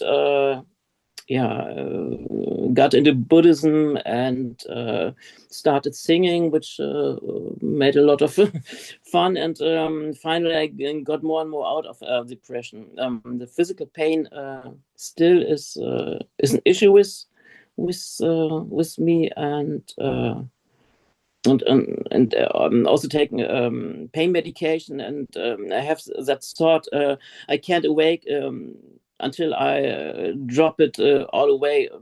But yeah, I don't know if it was some of you guys who said you can't wake up and take medication, and that was it for me essentially. And well, it was about February, March. Then I got this insight and really saw there is no Jochen, and not much to do, and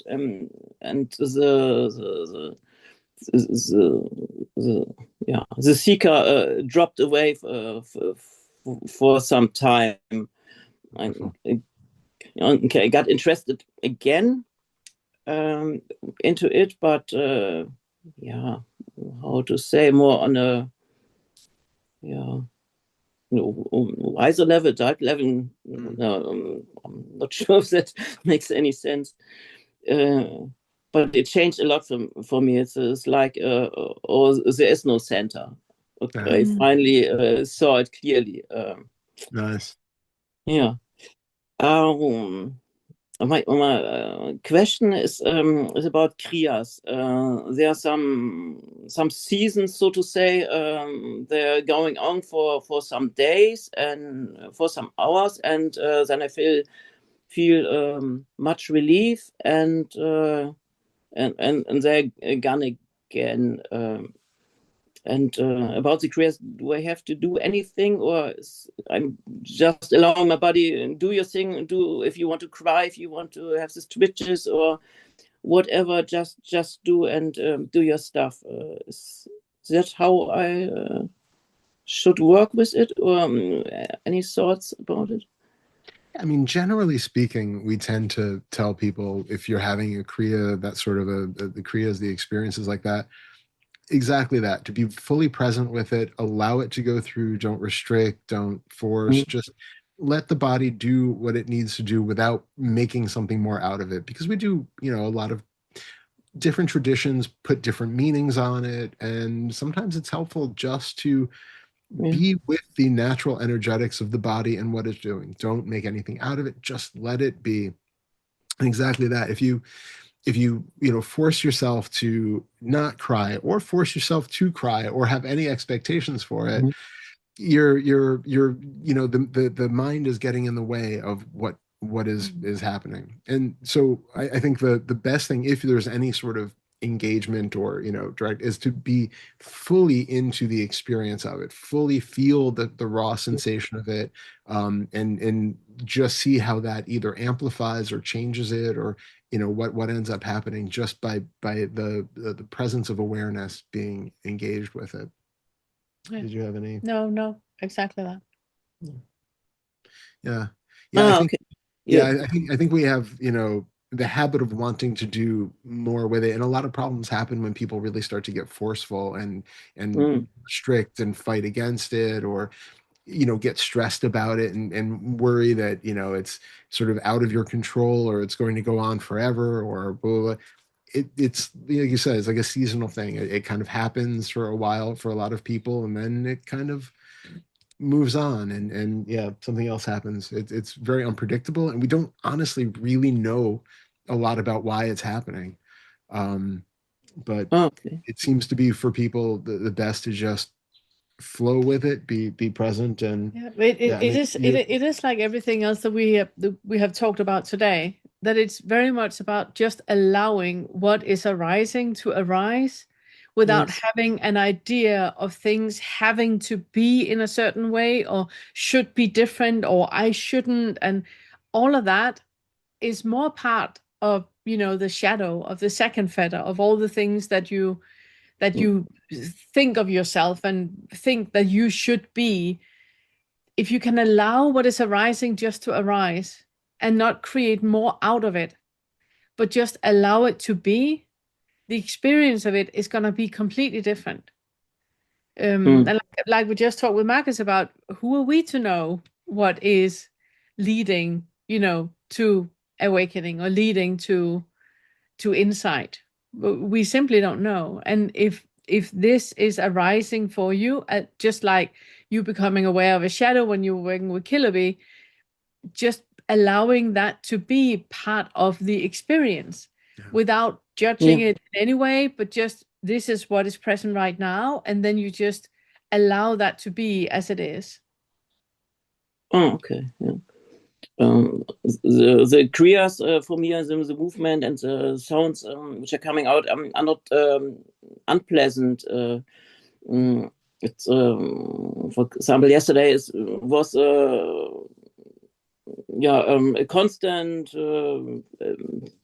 sound, and sometimes it's fearful, then it's anger in it, and then it's feeling sorrow, but no tears. But it doesn't have to. It doesn't. So if I understand it right, or we have to go deeper in some way in it? Yeah, no, it's more that it's like we're so convinced that if we just understand intellectually why things are happening, then everything would be sorted. But it's only 5% of your personality that is conscious. The 95% of you is in the subconscious. And you have no idea why a sobbing is happening. It's just happening. Allow it just to happen. Okay. You don't need to intellectually understand why it is happening and create a little story about it. Oh, that was because when I was a child, then, because now you're in your mind. Yeah. Now you're completely away from the sobbing that the body just wants to express. Allow the body to experience and express, and leave it at that. So don't create stories about it. Don't try to think that you're wise enough to understand what is going on, because we're not. We're honestly not. You know? And also, if sobbing is happening and you have a glimpse of a childhood experience, then be careful with not creating a story about that glimpse. Yes. Because it can just be something that the body needs to, a window that the body needs to air out. There's a room here that needs to open the window and the doors and air out. You don't know what that memory was about, and if that memory is even connected to the sobbing. We're not wise enough to understand that. We're not clever enough to understand that. So just allow the body to experience and express, and whatever thoughts you have about it, allow the thoughts to dissolve and dissolve and dissolve. And the moment you think that now I know what it's about, be absolutely sure that you don't. You just created a story that feels comfortable, and now you believe in that story, but that story is not true, because you cannot know what all of that is about. So just creating space and allowing the body to experience and express is the best you can do. Okay, great. In a way, it's kind of like going back to being a baby. Yeah. Because when you were a baby, stimuli happened, and the body would cry, you would wriggle, you would move, you would do stuff, but there was no conscious awareness of, what you were trying to achieve by doing that. It was the body reaction to its environment, and having this sort of natural playbook that it was kind of evolved in us, and that it just does. And now it's kind of the same thing, that you don't need, as Pernilla said, the conscious awareness to be monitoring it all. It's just let the body move, let the body cry, let the body feel, let the body do the things that the body does. And we don't really need that extra layer of executive control over it. Yeah, last time exactly. It was like being a baby. There was no story in it. It was just the sounds and the movements coming out of this body. Yeah, wonderful, wonderful. Thank you so much. That's wonderful. And it was posted. I would like to hear what happens when you just allow things just to be. And I also wanted to check, are you on Discord? Yes. Good. Yes, but didn't did much yet. Okay, That's it's okay. fine. It's fine. It's just so I know that you have a full community there that Mm. can, support you and help you if you have any questions. I just want Yeah. to make sure. Yeah, I also bought your course. Oh, okay, good. Thank you. Yeah, you're gonna enjoy that. Yeah. The clears and the sounds. A funny side effect is that my singing got better, not by doing technically getting better, just being more Yes. more real, more free, so to say, if that makes It's sense. wonderful. Yeah, it's That's wonderful. wonderful. It's wonderful. I wonder if also, and this is just, it might not be, but I wonder if doing that released anything like in your diaphragm, or if there was, tension that because a lot of times we hold so much tension in the body that we're not Yeah. aware of. And in doing these things, sometimes it can release those old traumas or old body tensions. I wonder if that freed up anything for you too. Yeah, Must yeah, have. I think so, definitely. Yeah. It's mostly it's in the lower three chakras, Yeah. where the tension is, and also where the releases happens. Lovely. That's really Lovely. fascinating. Really That's a good to wonderful meet side you. effect. Okay. Yeah. So Thank so you good so to much. meet you, Jochen. Yeah. Thank Good you, to thank meet you, thank you. Thank you. Thank you. Bye. Bye. Bye. Okay, that's Susan. Here. Hello, Susan. So good to see you. Hello, hello. It's so good to Hello. see you both. I loved hearing about your journey. Thank you. Thank you for you. asking. Yeah. Yeah, Yes. thanks for taking the time. Of course. Okay, I have two things. One is that I was super shocked. Well, I put a lot of energy these last years into trying to feel. And then there are things I've gotten really comfortable with, like grief. I can go, oh, that's grief. It's okay. Just be with it. But I was so surprised recently to notice how much when things, especially like in the evening, when things quiet down, I'm like, okay, I've done what I need to do for the day and things are quieting down and da-da. And then it kind of gets peaceful. And then I just create a drama in my head. I mean, just totally. And sometimes even like maybe something came up that I had to deal with and then I dealt with it. And then I go, because nothing else is happening. It's like, oh, can you believe she even did that? I mean, it's just shocking. It was shocking to see. Yeah. So I don't know if it's that I'm not comfortable with peace or if I just have to put myself back in the center. Like maybe I'm a little, I'm not sure, but it was pretty shocking. It can be a lot of things. It can also just be biochemistry that you are kind of like addicted to adrenaline and cortisol and addicted to being that, the aggressive bully is the one that is like always doing. And there's something to be said about that because we achieve a lot when we are in that mode, which means that we are kind of like confirmed all the time in being an aggressive bully actually pays off. That is like the kind of the psychological part of it, but there's also the biochemical part of it that it gives like a kick of more when you achieve, so you want to achieve more, and it's a bit coming off that high that it's normal for the body to kind of reach out for what it knows works. So it could just be you coming off your high and the body is trying to get you back into the game again for another release. So you can try when you have a thought going like, can you believe that she did that? That you just immediately go like, it's okay. We can calm down now. We're going to be back on the horse tomorrow. But right now, I can calm down. It's okay. Just breathe. It's okay. So you kind of soothe yourself as you would if a friend came over that was completely hyper. And you can see that what she needs is a cup of tea and, to calm down. Treat yourself like that. So you just remind yourself there's nothing wrong in having those drama thoughts and nothing wrong in judging another person going like, oh, can you believe that she did and all that? There's nothing wrong in any of that. It's just a pattern. That pattern is not needed right now. You can just calm down and it's evening. We don't have to fight right now.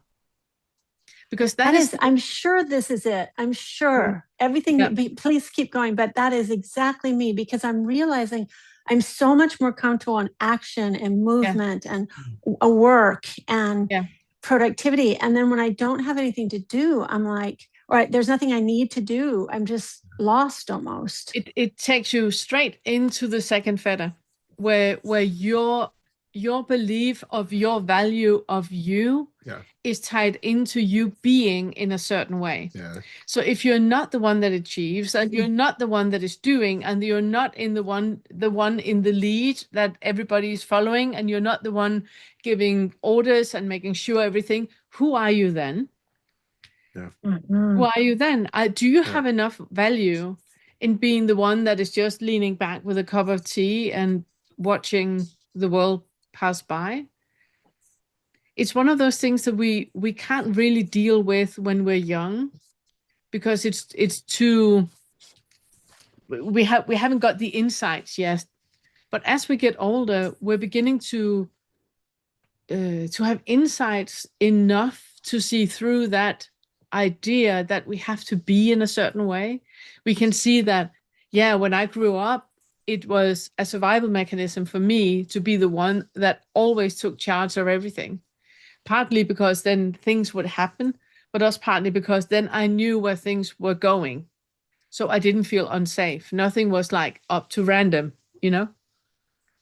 So becoming aware of that, and then seeing that just because you take the responsibility and you do and you go in a certain way, doesn't mean that you know how things are going to pan out. It's something we believe that we do, but in actuality, we really don't. And there's an uncertainty in that can be really, really uncomfortable. So can you be with that uncertainty? If you're not deciding how the dominoes are going to fall, can you be okay with the dominoes? Some of them fall in completely random patterns and others don't fall at all. Can you allow things to be as they are? And what would that say about you? If you saw responsibility lying around and nobody took it, what would that say about you if you didn't do that? Yeah. This is awesome. And so, okay, this is so, so incredibly helpful and feels so 100% accurate. So then my work is just to let myself, like in the evening, let myself sit there and just be like, it's okay. I mean, is that the main thing? Just be like, okay, this is a pattern that's happening, but I'm going to try this instead. Yeah. And notice, what does that say about you? Who are you afraid of becoming if you're not the one that is on the ball all the time? Have you heard about Susan?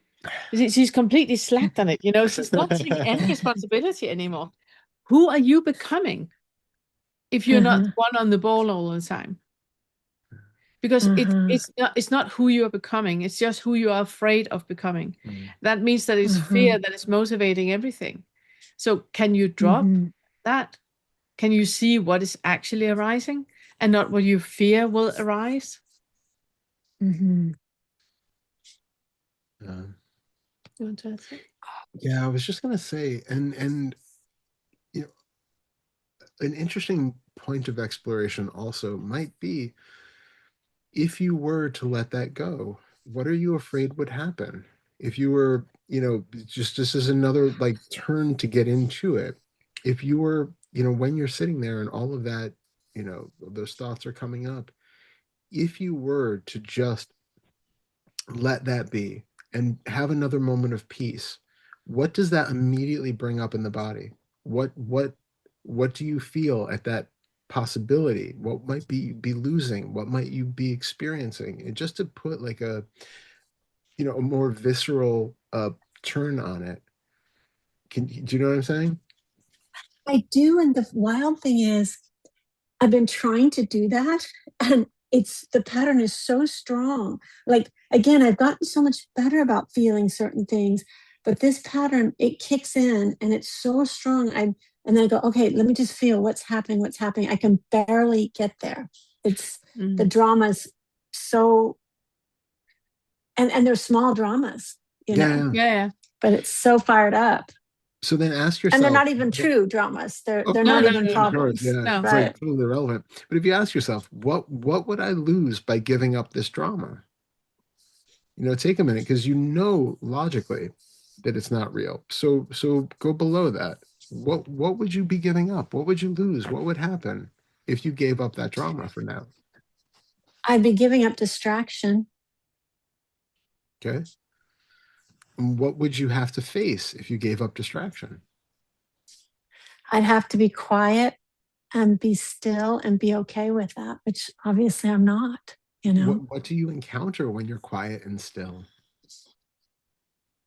Well, it depends. Like if I'm meditating, which is doing something, it can feel great. If I'm doing Of course. yoga, it can feel great. If I'm walking, it can feel great. It's when I'm So like just I sitting would there like in to the evening. Yeah. exactly. Then I would like to challenge you, because now you're mentioning things that you do, and Mhm. one of the fears I can have with you doing what Todd is saying is it's just another doing. Yeah.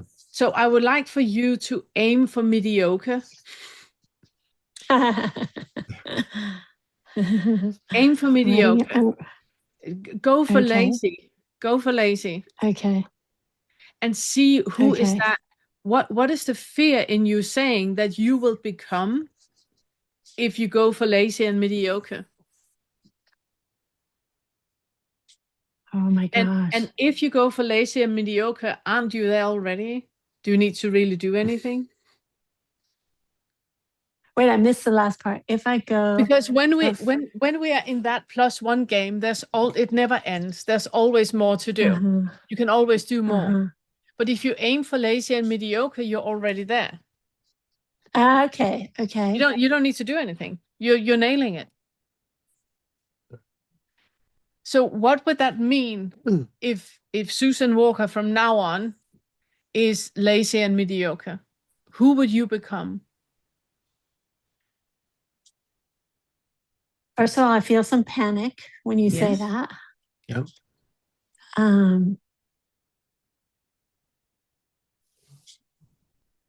Yeah, my head was like, whew. Okay, let me see. So if I'm lazy and mediocre,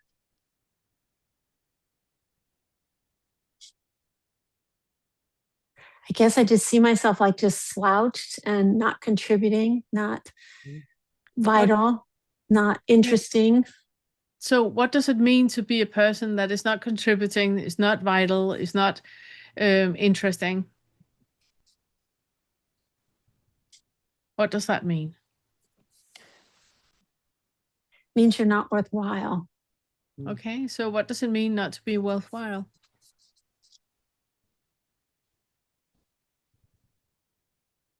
It's like just not good enough, you know, not good enough. And what would Not that okay. mean? Not okay as is. Yeah, and what would it mean if you're not good enough and not okay as you are?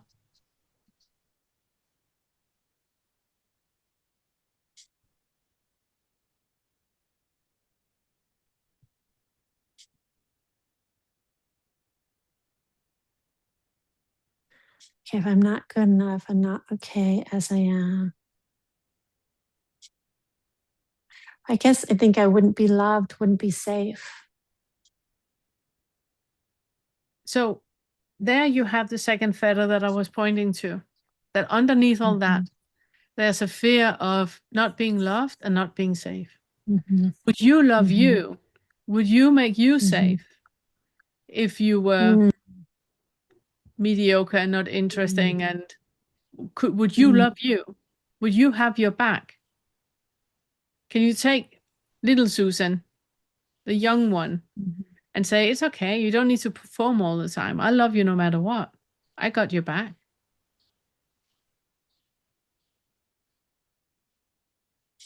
I think I could do it for the little girl. For the adult, it'd be trickier. But then start with a little girl. Go up to the age where it starts to become difficult. Then you see yourself as a teenager. Can you tell her that you love her no matter what? It's okay she's got pimples. It's okay that, you know, her body isn't developing or is developing like the others. It's okay. I love you no matter what. You don't need to do anything particular.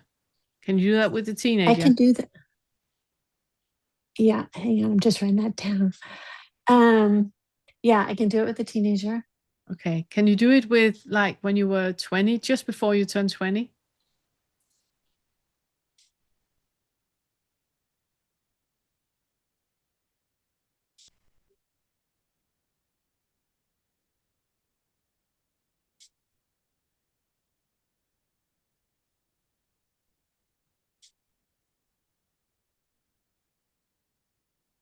I can. That was a turbulent time. Yeah. Yeah, exactly. Can you have compassion to what she went through? Mm, She yeah. thought she needed to be different. The only thing she needs right Yes. now is just to be told, sweetheart, you don't need to be any different. It's super, super turbulent. You're nailing it. It's fine. Yeah. Yeah. And then take that into when you're like 25, 28. There are different expectations to you now. Can you calm her down, calm that young woman down and tell her it's okay? It's okay. All the things you're pushing yourself to, you don't have to. You're wonderful and I love you as you are.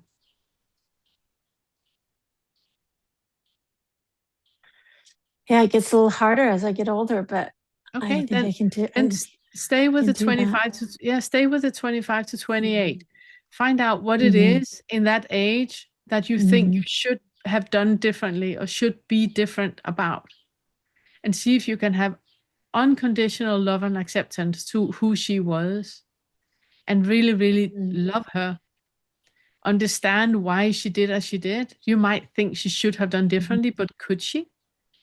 With the cards she had in her hand, with the knowledge she had at that point, could she have done differently?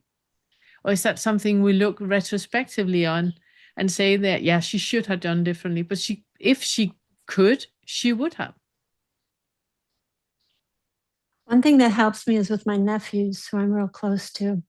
When they're having a hard time, I say, no, this is good. This is part of your experience. This is part of your living. Yeah. It's part of your growth. So that I can say to her, like, I can Exactly. see how unstable she is in certain ways. I'm like, and how insecure she is in certain ways. Yeah. But I can be like, yeah, this is the journey. This is it. Yeah, It's all good, reassure her that even though she's insecure, you love her. Mhm. Yeah, Your love to her is not conditioned to her being yeah. the trailblazer or the one that is doing. She can just sit quietly and you love her no matter what. Even and that was I lived a pretty little more wild life back then, and you can be like, it's okay, yeah, you be wild, you be crazy, you be unstable, you do you, and this is what it looks like right now. I can and I do still that. love you. I still love you. And you Yeah, I don't still need to love you. do anything or be anything mediocre. If you choose that too, it's fine. I still love you because it's not conditioned. Mm-hmm. Oh, And then see if you can move on to the next stage. 35. yeah.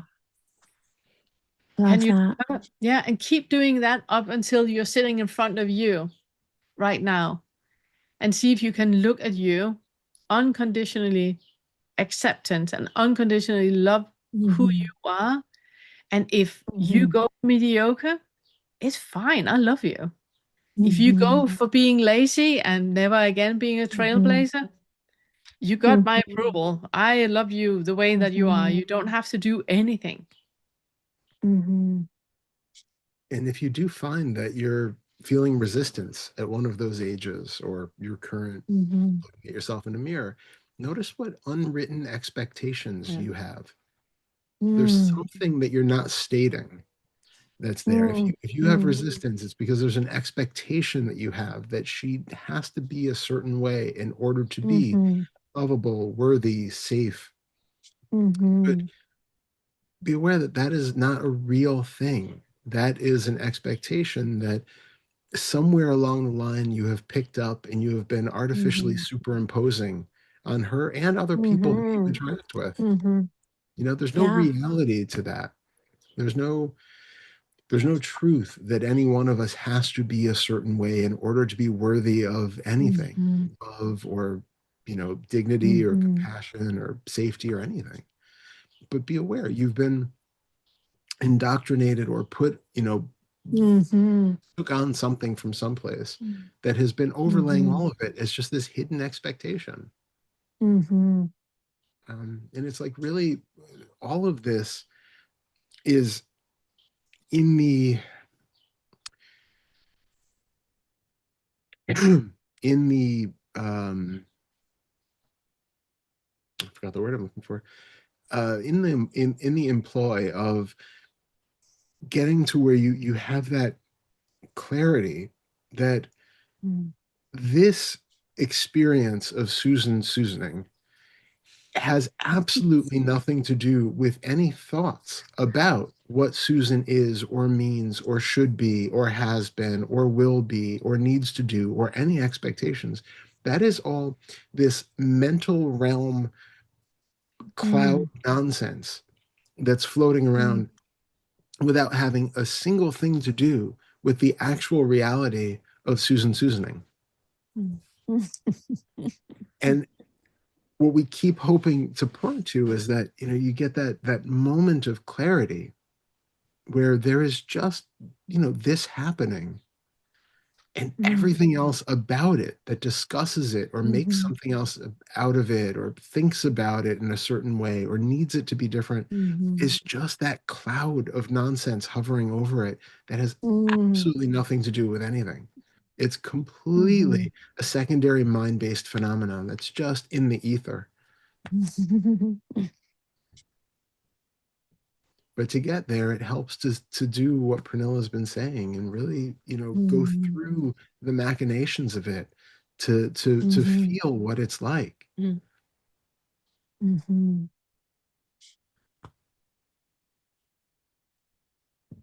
That's awesome. I'm so happy to, because I was like, I wanted to bring it up so badly. And I thought, well, what could you say about this except be with it? And this was just incredible. Yeah. I have one other thing, if Yeah, it's okay. of course. Um, well, so as Todd knows, it was like 4 years ago, I decided I wanted to move. Yeah. And then I was house hunting like crazy. I chose Marin, and I was exhausted and I didn't want to be doing it, but I was just pushing, which is my thing. Yeah. And then I finally stopped for a long time. And then, I just went back last weekend to look. My real estate agent was like, "Oh my God, I think I found your house." Nice. And then I thought, I can't keep, no, but it wasn't it. Okay. I could see why he thought it was. But I won't buy a house until I walk in and it goes, "I am your house." I'm not just looking for a house. I'm looking for my house, Yeah. I think a house is like a marriage, Yeah. So, yeah, I'm waiting for that. This is it. And then I was like, I can't keep trying and failing. I mean, it's just too painful. It's too painful. And then I have this really good, one of my best friends from the last 30 years she really has a clairvoyance. She just does. I mean, I've known her for so long. And I asked her to look at it. And yesterday she called and she said, because I said, I think it's time. I just came back from this big trip. Yeah. All this stuff changed, da, da, da, da, da. And she looked at it and she goes, I don't think it's time. And she said, and I don't, and she didn't, she said, and I don't think it's Marin, which is only the place I've been looking. Yeah. Or she said, not right now. I mean, she wouldn't be someone to say never, but she was just like, and so I can follow up with her. I was just like, oh my God, it just shifted. It's been this wish for so long. Yeah. And so I don't know what to say about it. It just kind of crushed me I got her message yesterday. I listened to it 3 times. And then I woke up at really early in the morning, just going, oh my God. Because and not to say she's right, but she's been extremely correct for the 30 years I've known her. So I don't know what to say about that, what you have to say. What is it that makes you want to move? Because oh, go ahead. Yeah, what is it in the house that you have right now that you don't want, that you think can be different, in another marriage? Well, I love the house, but I don't love Sacramento.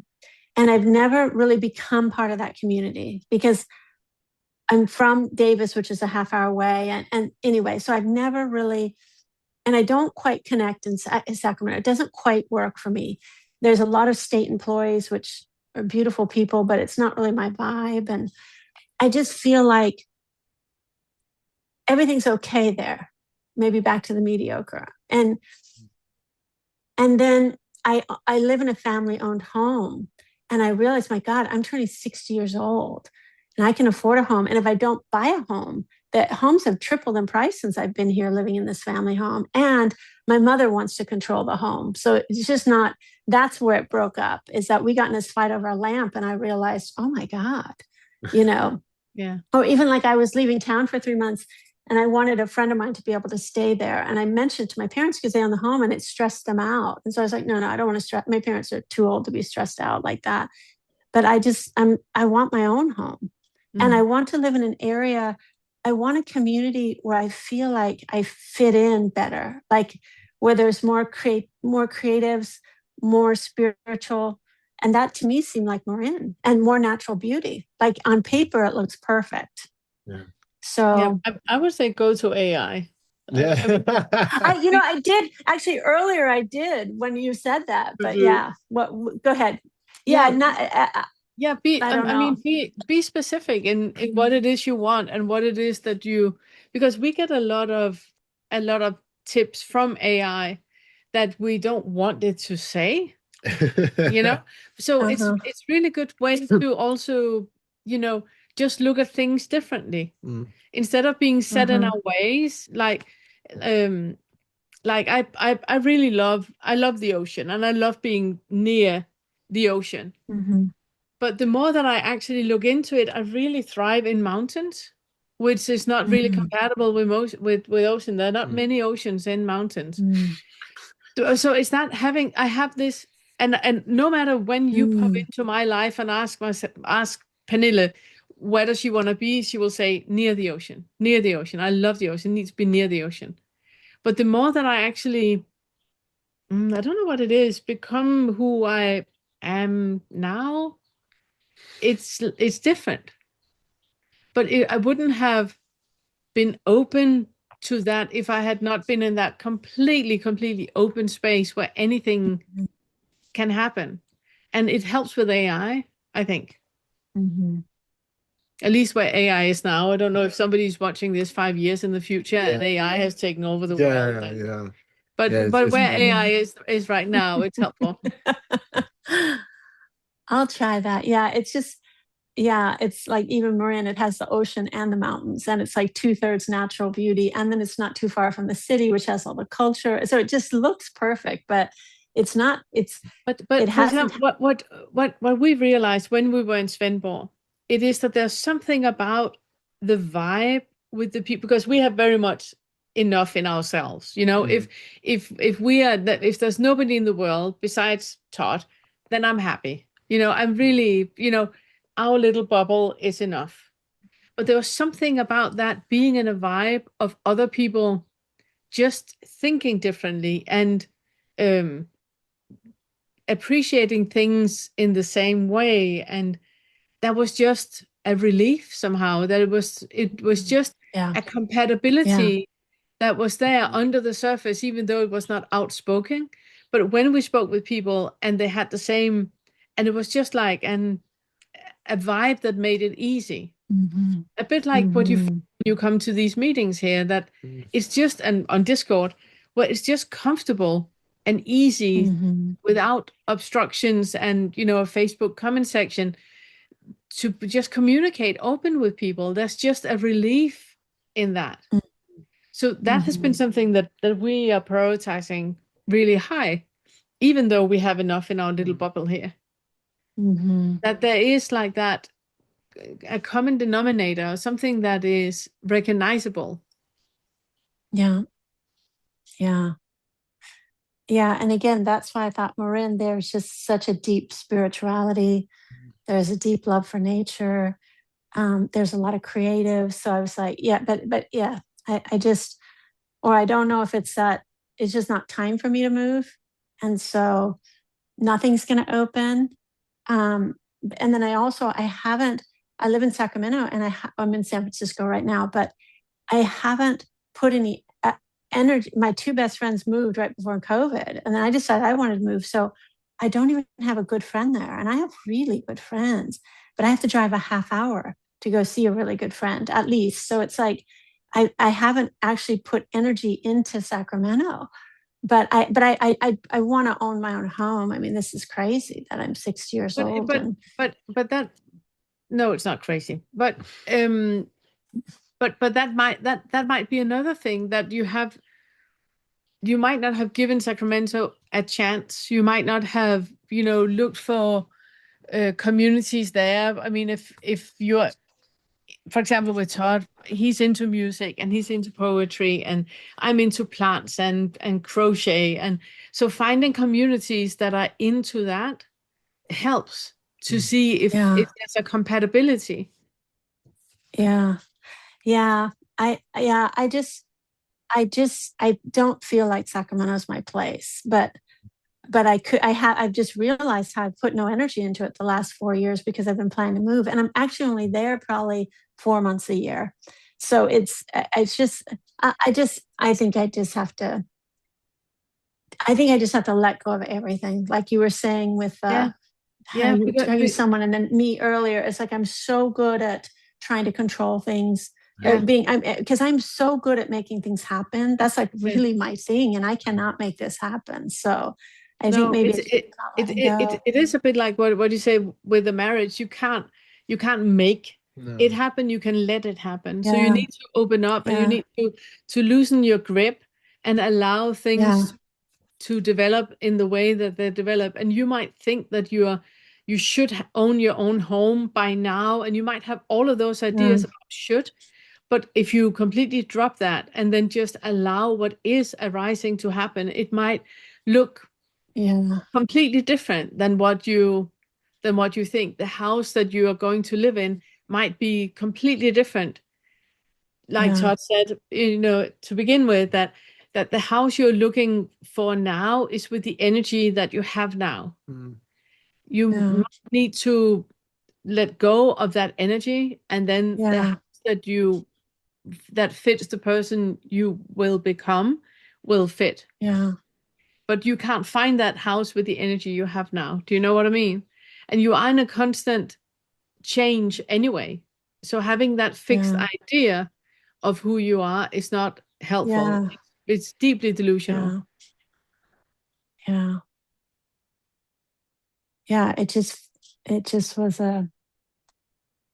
it was just a little shock to hear my friend say that, because that's been even though I go months and months without looking because I'm out of town or whatever, it's been such a focus of like, this is going to be community and natural beauty and my people. And but it's also, that's what I long for. But it is that whole thing, like I said before, about the expectations that you're expecting that that's going to be the place. You're expecting that your friend is right in this situation. There are like layers and layers of expectations that, because it seems to fit on paper in so many ways, that that's going to have to be where you move to, and that your friend seems to have an ability to be right a lot of the time about things that happen. So you expect that she has 100% infallibility rating, and you expect that you can trust everything that happens, and that you, like Pernilla said, that you're the same person who's going to be moving to Marin at some point, when clearly not. Things are always shifting. So it's really that letting go, like Pernilla said, of the open the hands, letting things just happen, and being aware that you're bringing so much to the table all the time in the form of expectations and what you're looking for and hoping for and planning to happen. And it's obviously it's fine. You don't want to just like put a bunch of names of places on a board and throw a dart at it, and you're going to move wherever the dart hits. We're not saying that. Definitely find where it feels right and all that, but be open to exploring, and we really don't know. We really just do not know where any of us are going to end up. And just to also point back to when you had said about, it's crazy or weird or whatever to be 60 and not own your house. I mean, that is so common. But again, it's another expectation that you have, that you're putting on, that when a person is at a certain point in their life, they should have you know, yeah, their life in a certain way, Presumption. a certain owning. Exactly. It's just not being, Yeah. uh, uh, yeah, fair or compassionate to the actual situation that's here. Yeah. And my parents love me being in that house. They want me to I'm stay in that sure. house. But it's just, when I realized it's not quite my home, I was like, oh my Mm. God. But when I'm arguing over a lamp, I thought this is nuts. Yeah. But Yeah. but I think what I want to do is just let it all go and focus on all the things that are working super well and Yep. the things I'm Yeah. loving, Yeah. and just let it all go. That's my Yeah. feeling. Is just It's also back to what you talk about when you say that a house is like a marriage. You also need to cultivate that, and constantly being on your partner's case, in this case the house, being in the wrong town, it's not really yours, that is like, nagging on your partner all the time. It's not creating love and yeah, companionship. So if you can yeah, find things that you actually truly appreciate about your situation right now, you might see the situation differently. yeah. And I do love the house. I love the house. It's my lack of community. I do really love the house, and I think the house really loves me. Actually, Mhm. I feel like we have But this sweet marriage. But but it's the same with your situation. When you say that it's yeah, the lack of community that I don't like, it's your yeah. big feet that I don't like, then there's something in that Okay, you complain about. See if you can find right, the lack of right. community and find the love and equanimity about that, and see, is it actually a Uh-huh. lack of community, or is it something else? A lack of community is an abundance of alone time, for example. That's true. Say that again. A lack of community, the other side of that is abundance of Oh, alone time. Yeah. It is yeah, funny, actually. I will say, because we again, we live, we have some friends, but we're not um uh ideologically aligned with most of the people in the neighborhood, if we could put it that way. right. But it's a very lovely community, and everybody, gets along very well and all of that. But we don't have this kind of interaction with people around Yeah. here. And when we went to Svenborg, for instance, we saw all of it. It was like we had talked about, we were going to find a house someplace where we could have build our own little bubble, and it was just going to be lovely, and we were going to have this beautiful garden and all of that. And it's nice to have some community around that we vibe with. And after literally 2 days of being there, we had met so many people, and we already knew a neighbor Mm. down the street, and we had all of these Oh, connections. But it actually felt a little bit overwhelming and stifling, because it was like we just oh, had this huge interesting. community, and now we don't have any alone time anymore, because like we have just met the entire city, and all of a sudden we have all this whole huge community. There is a give and take for all of it, and there is a benefit to being in a place where you know you have your own alone time and quality time and all of that, and there is a chance that you will unfortunately get what you wished for, and you end up in Marin, and you go to community, and then find out that you're actually longing for all of the alone time that you had, and all of the quiet that you had. Yeah, it's really just noticing that whenever you are dissatisfied or complaining about something, what is the other side Mhm. of it? Yeah. And remember that Okay. whatever you're complaining about, if it was a partner, that partner wouldn't be happy.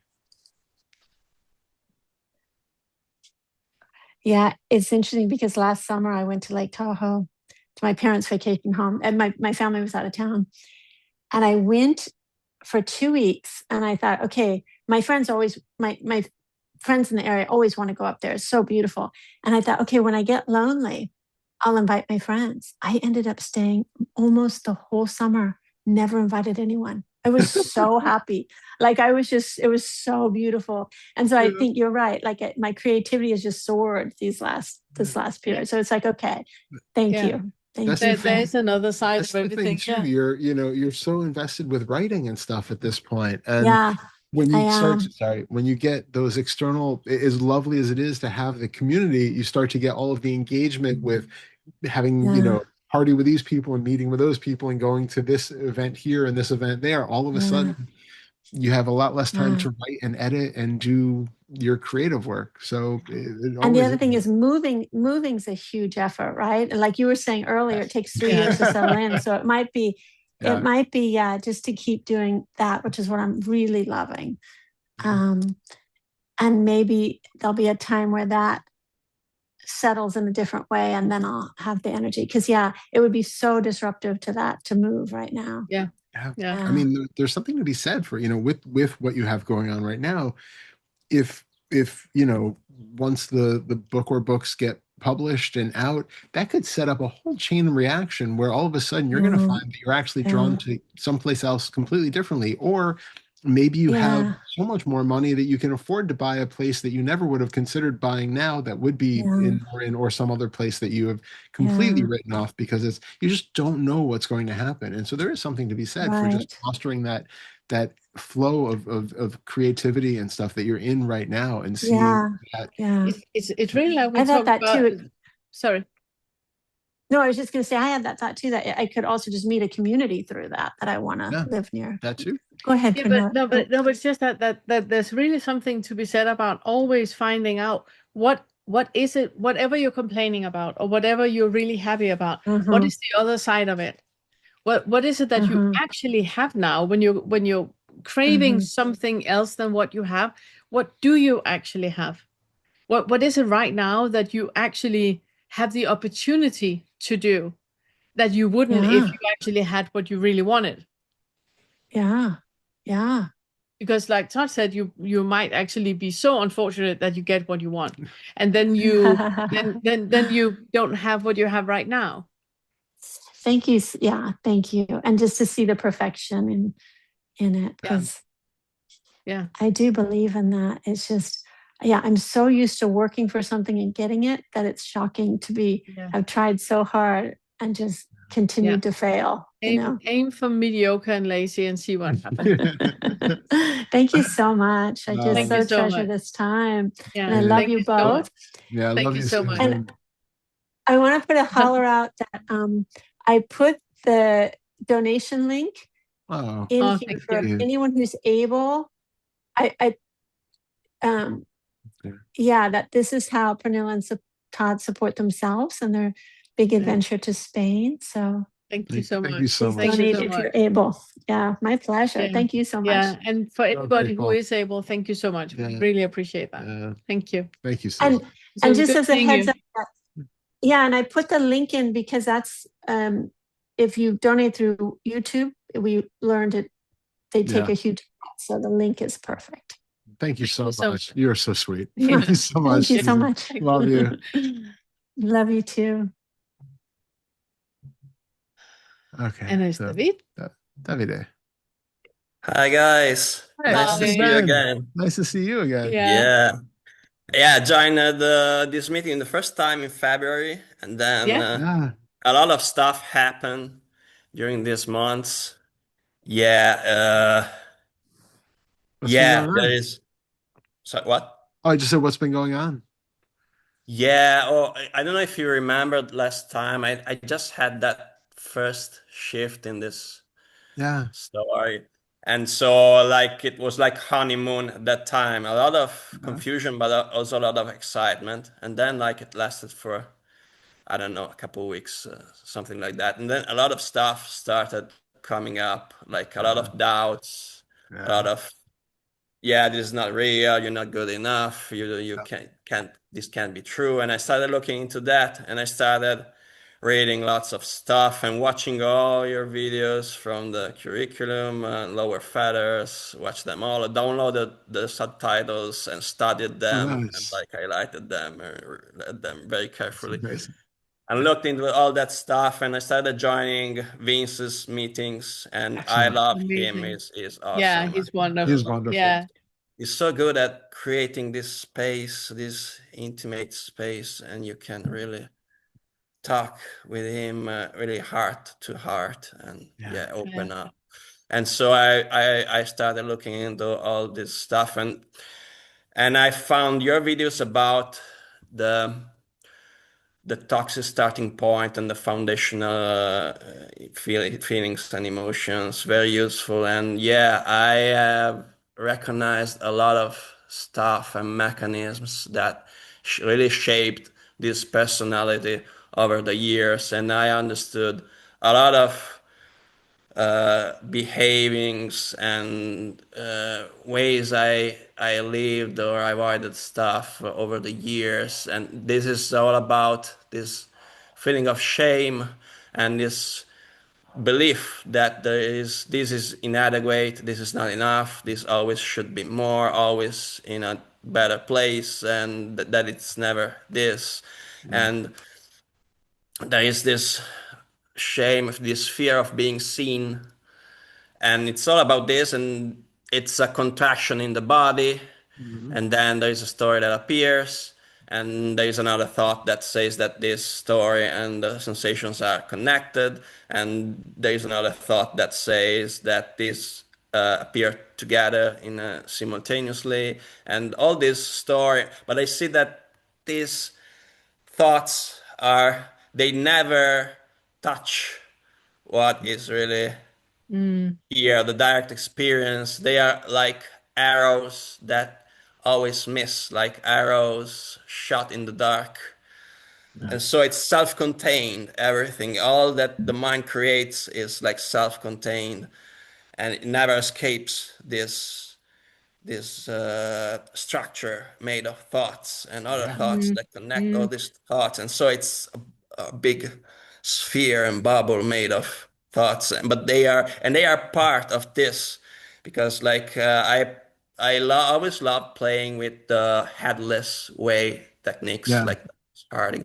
There is this opening, and everything in it is in this opening, and these stories, they appear in this opening too, so they are part of this opening, part of Yep. this everything.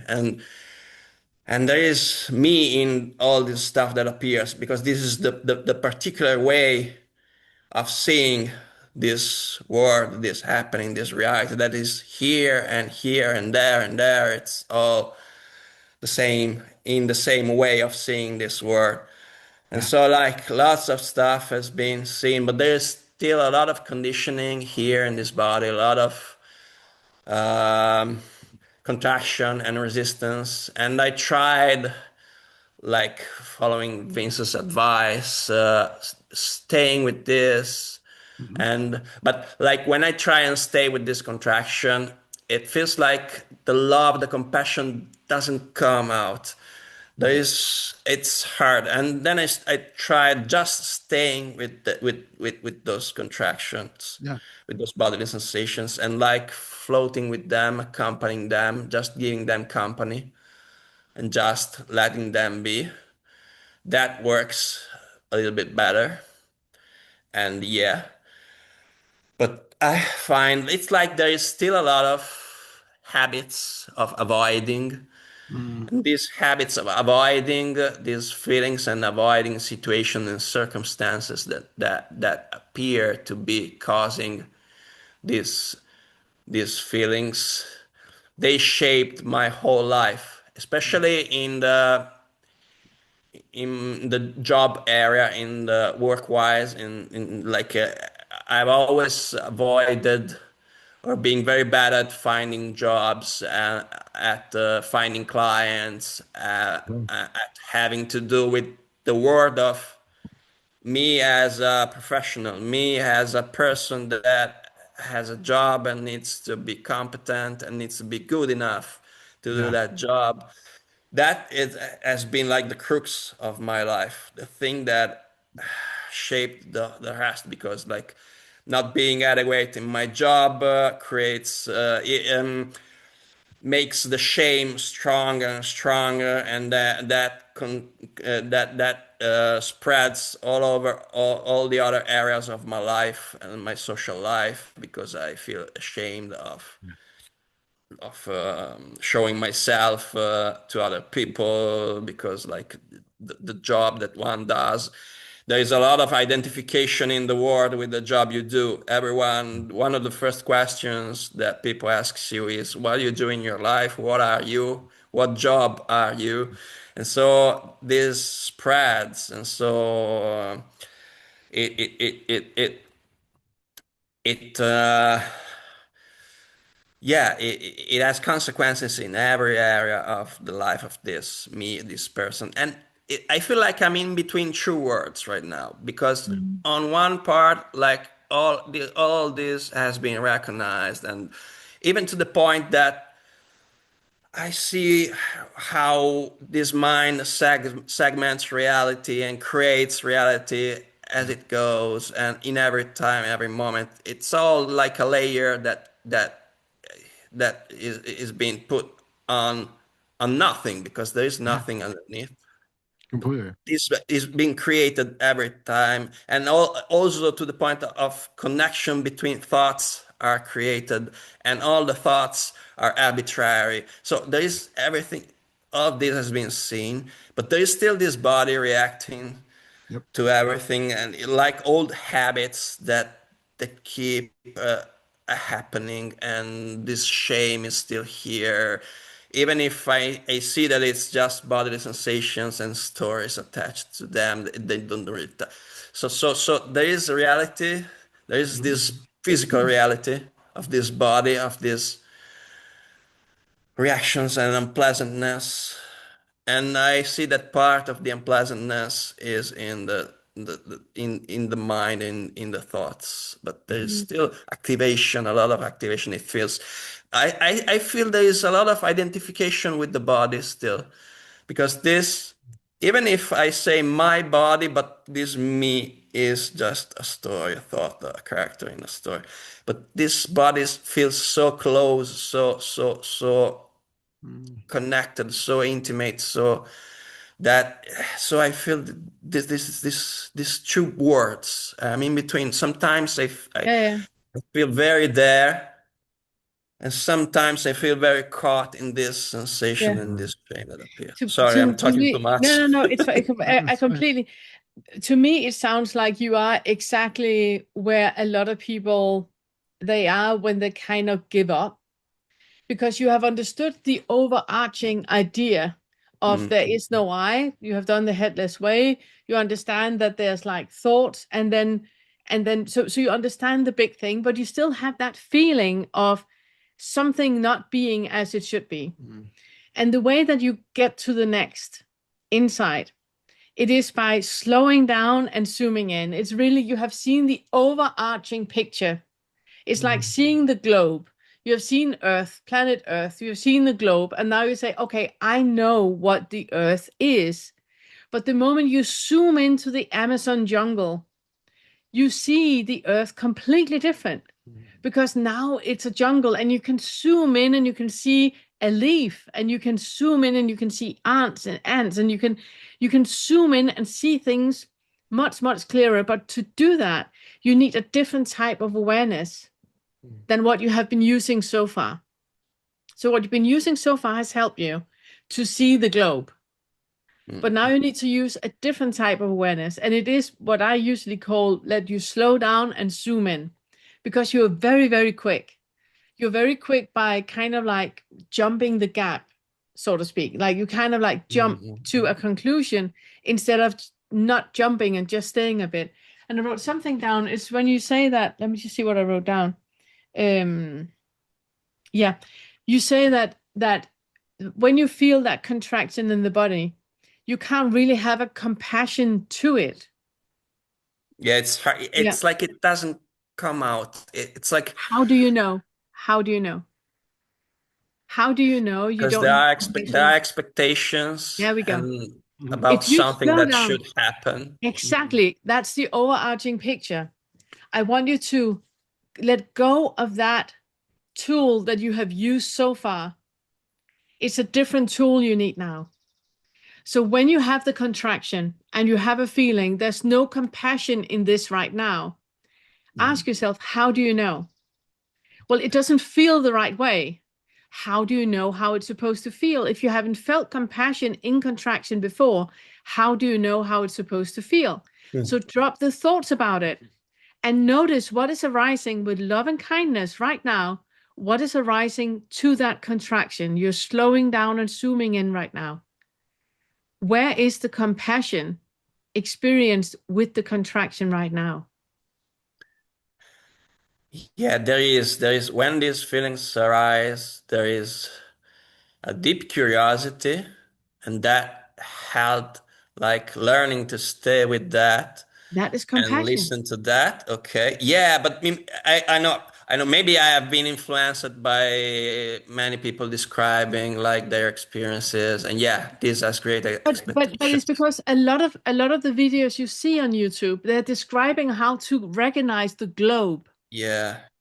Yeah, Where but they you act, talk about when like teachers say, yeah, just have compassion for this, or yeah, just love this. slow This, slow yeah. down and ask the question, how do you know? When you say, but there's no compassion there, how do you know that? How can you look at this contraction right There now with is a compassionate story eyes? that says, yeah, there should be like a warm feeling, a warmness, a Okay, feeling of something releasing, and like this. but There's an Yeah, expectation there this that it's is going to yeah, it's go totally it's an away too. expectation. exactly, Yeah, there's also like resistance to those Exactly. exactly, feelings. Yeah, exactly. And then you have resistance to the resistance and because you I don't want the talked resistance. I talked to Vince exactly about this, and he suggested, yeah, that different approach of just keeping it company and floating together like in a river, like I am floating in a river, and this is just what is happening, and Yeah. that works better, Do you know and like why? Do you know just stay why? with that. Yeah. Because because that is compassion. Okay. Do you see that? Yeah, but there's When something when here that when say, when yo, no, there's this is not compassion. no, but it is when control. Okay. Imagine a friend of yours. He's sitting and Okay. he's in a lot of pain. Yeah. The most compassionate thing you can do right now is not to say, well, you shouldn't be in pain. The most compassionate thing is to say, I see you. I Yeah. hear you Yeah. are in Yeah. pain. I'm Staying with sitting that. here with you and sharing the pain. That is compassion. So you're doing what Vince is talking about, where you're floating with whatever is arising. That is the compassionate and the loving thing to do. And can I just add, your internal experience of being with your friend who's in pain doesn't rely upon you feeling the warm fuzzies while you're doing it. You being there and expressing that love and spending the time and holding them is the compassionate act. You don't have to feel the stereotypical fuzzy, warm glow that other people might talk about or that you might have in other situations. It's the act of doing as opposed to the feedback sensation in the body that defines whether it's compassion or not. The feedback is not the proof of compassion being present.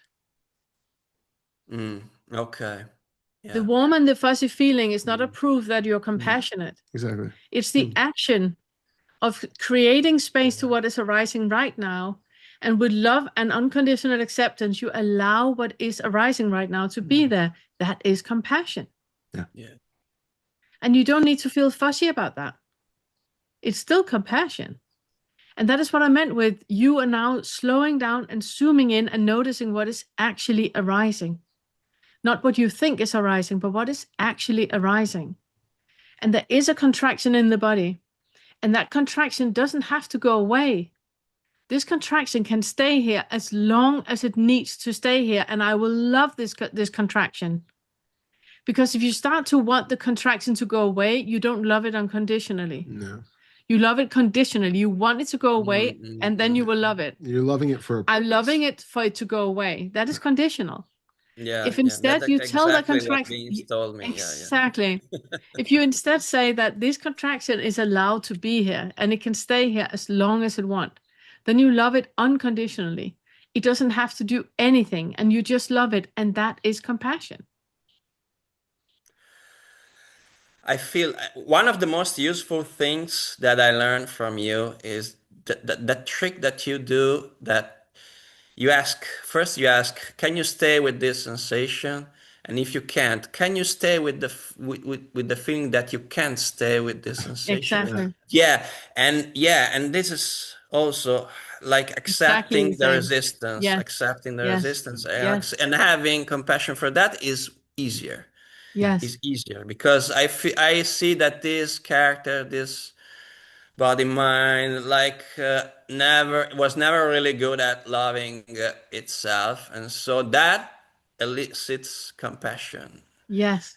Yeah, that way is easier, but there is still these competing stories and thoughts that appear and says, no, this is weakness because the fact that the fact that these sensations are still here and they continue appearing, and this is they should eventually disappear. They should eventually, because the more you listen to them, the more they should disappear. They should appear less frequently, and so there is this still this competing story. There's really something that I think that we are overlooking a lot, and that is the compassion that men need to have with Mm. with men. Mhm. That the compassion that you as a man needs to have towards you as a boy being raised in a patriarchal society where you're not allowed to feel, you're not allowed to be soft, you're not allowed to have emotions, you have to be someone else than who you are, because that is what you're paying the price with right now. You're feeling something very, very clearly and you refuse to feel it. It's only because you were raised as a boy not to be allowed to feel. Yeah. It's I can okay. see it. I can see it so clearly. I can see that these are daddy issues. That Yeah. I see it Yes. so clearly. But Yeah. it's the gap that's between having this clear recognition and having the courage, being brave enough to really stay there. And I know that being brave, it's also in this picture of patriarchy and like I need to be brave because I'm a man.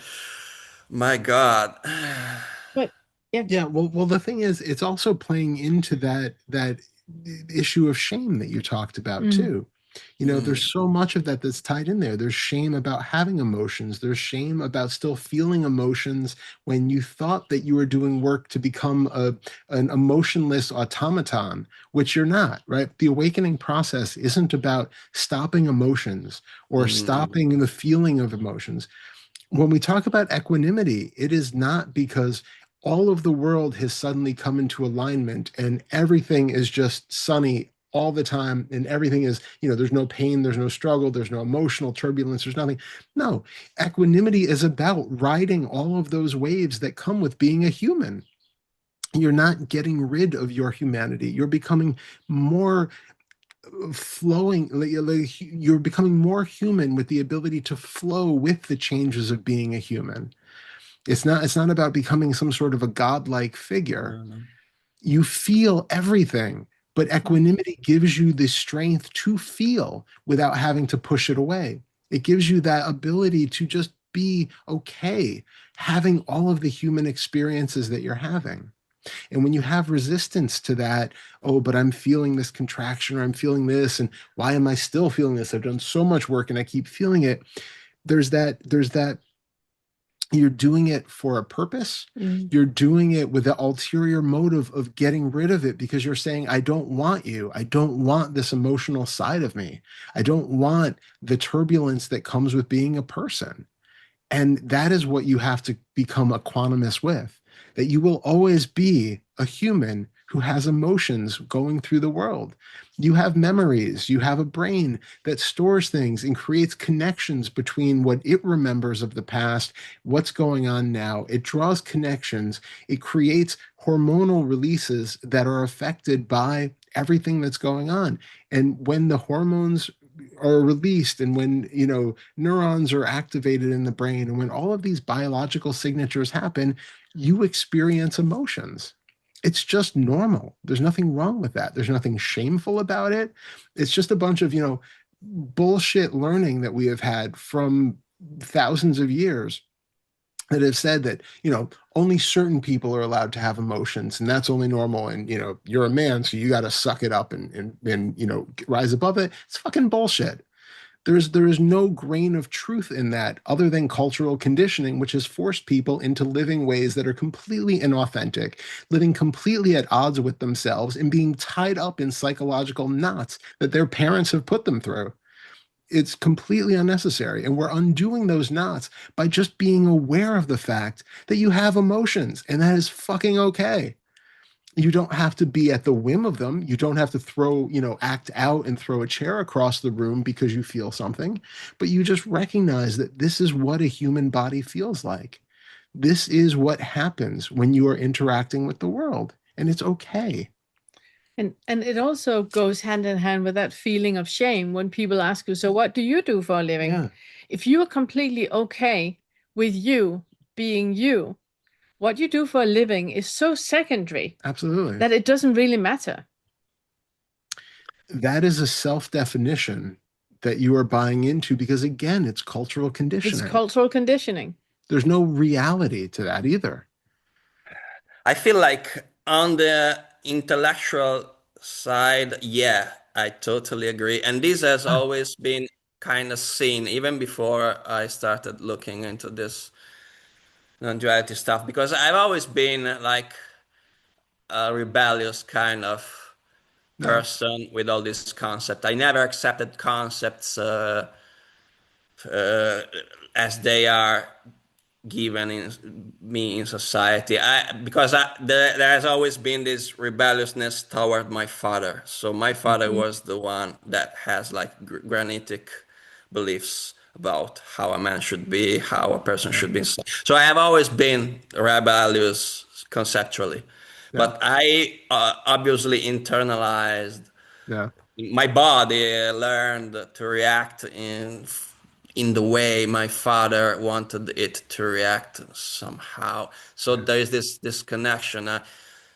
Conceptually, I totally agree, and I've always thought like this, that this is all bullshit, that the job that a person does, it's only a minuscule part of what he is, and that emotions are beautiful, and that this is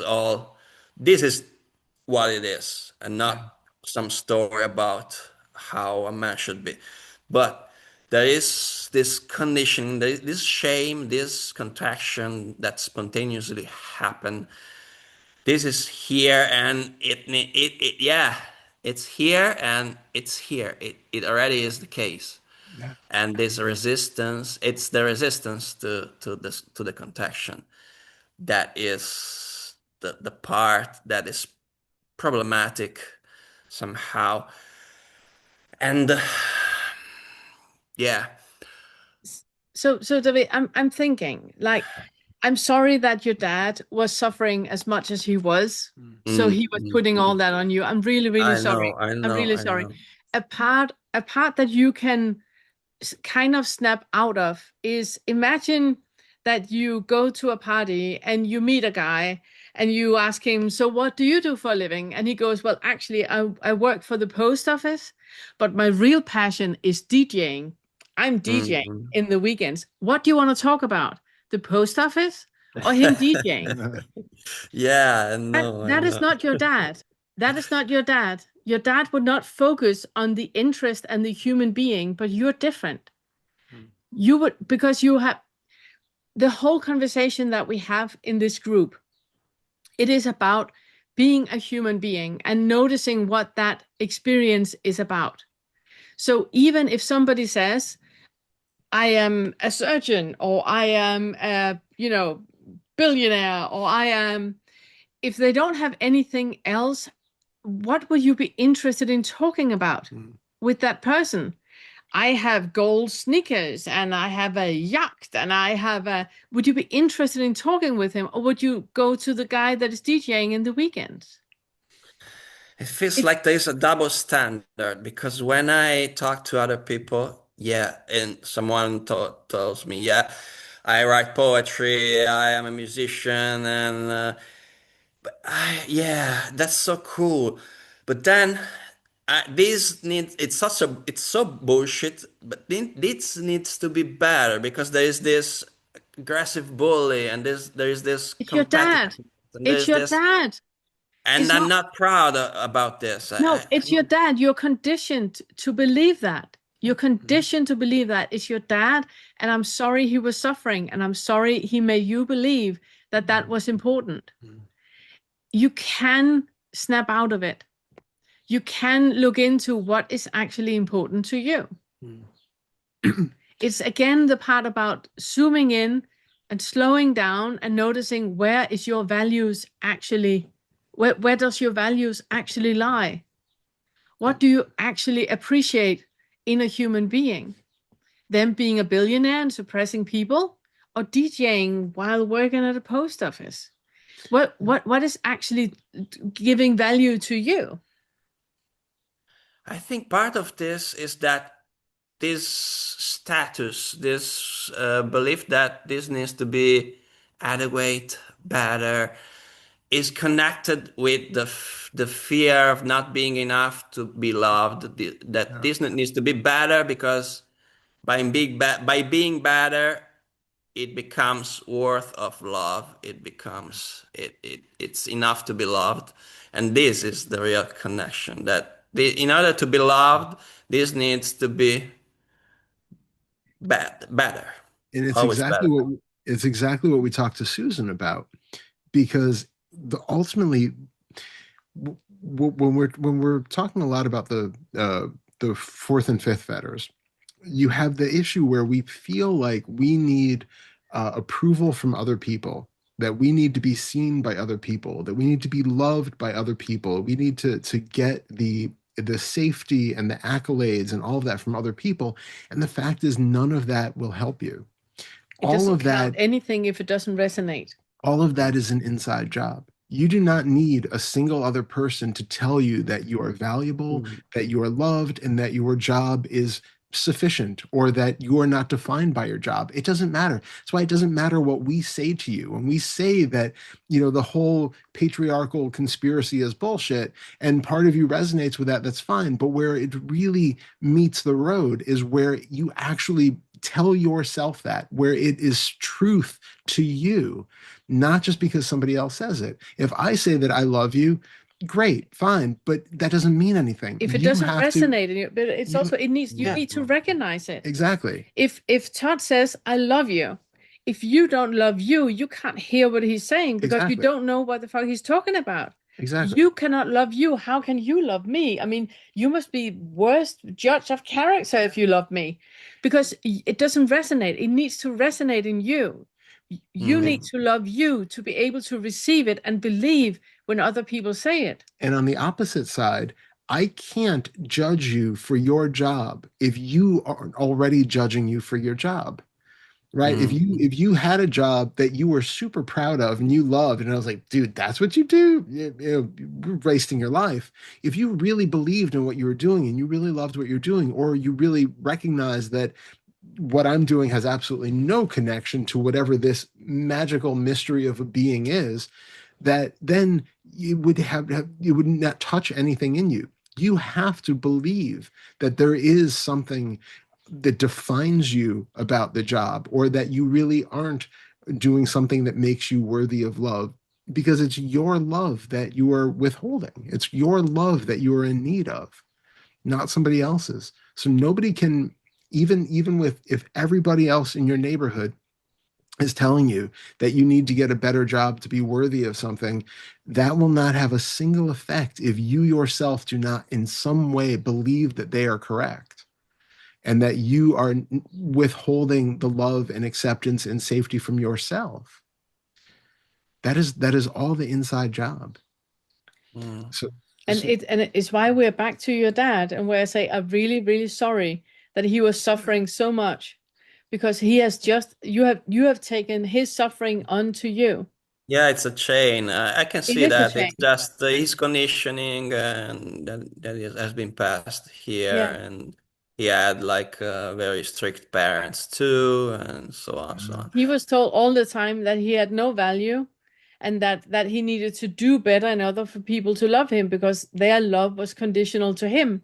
So he teaches you, in order to work in this world, you need to do good, otherwise people are not going to love you. I'm speaking from experience.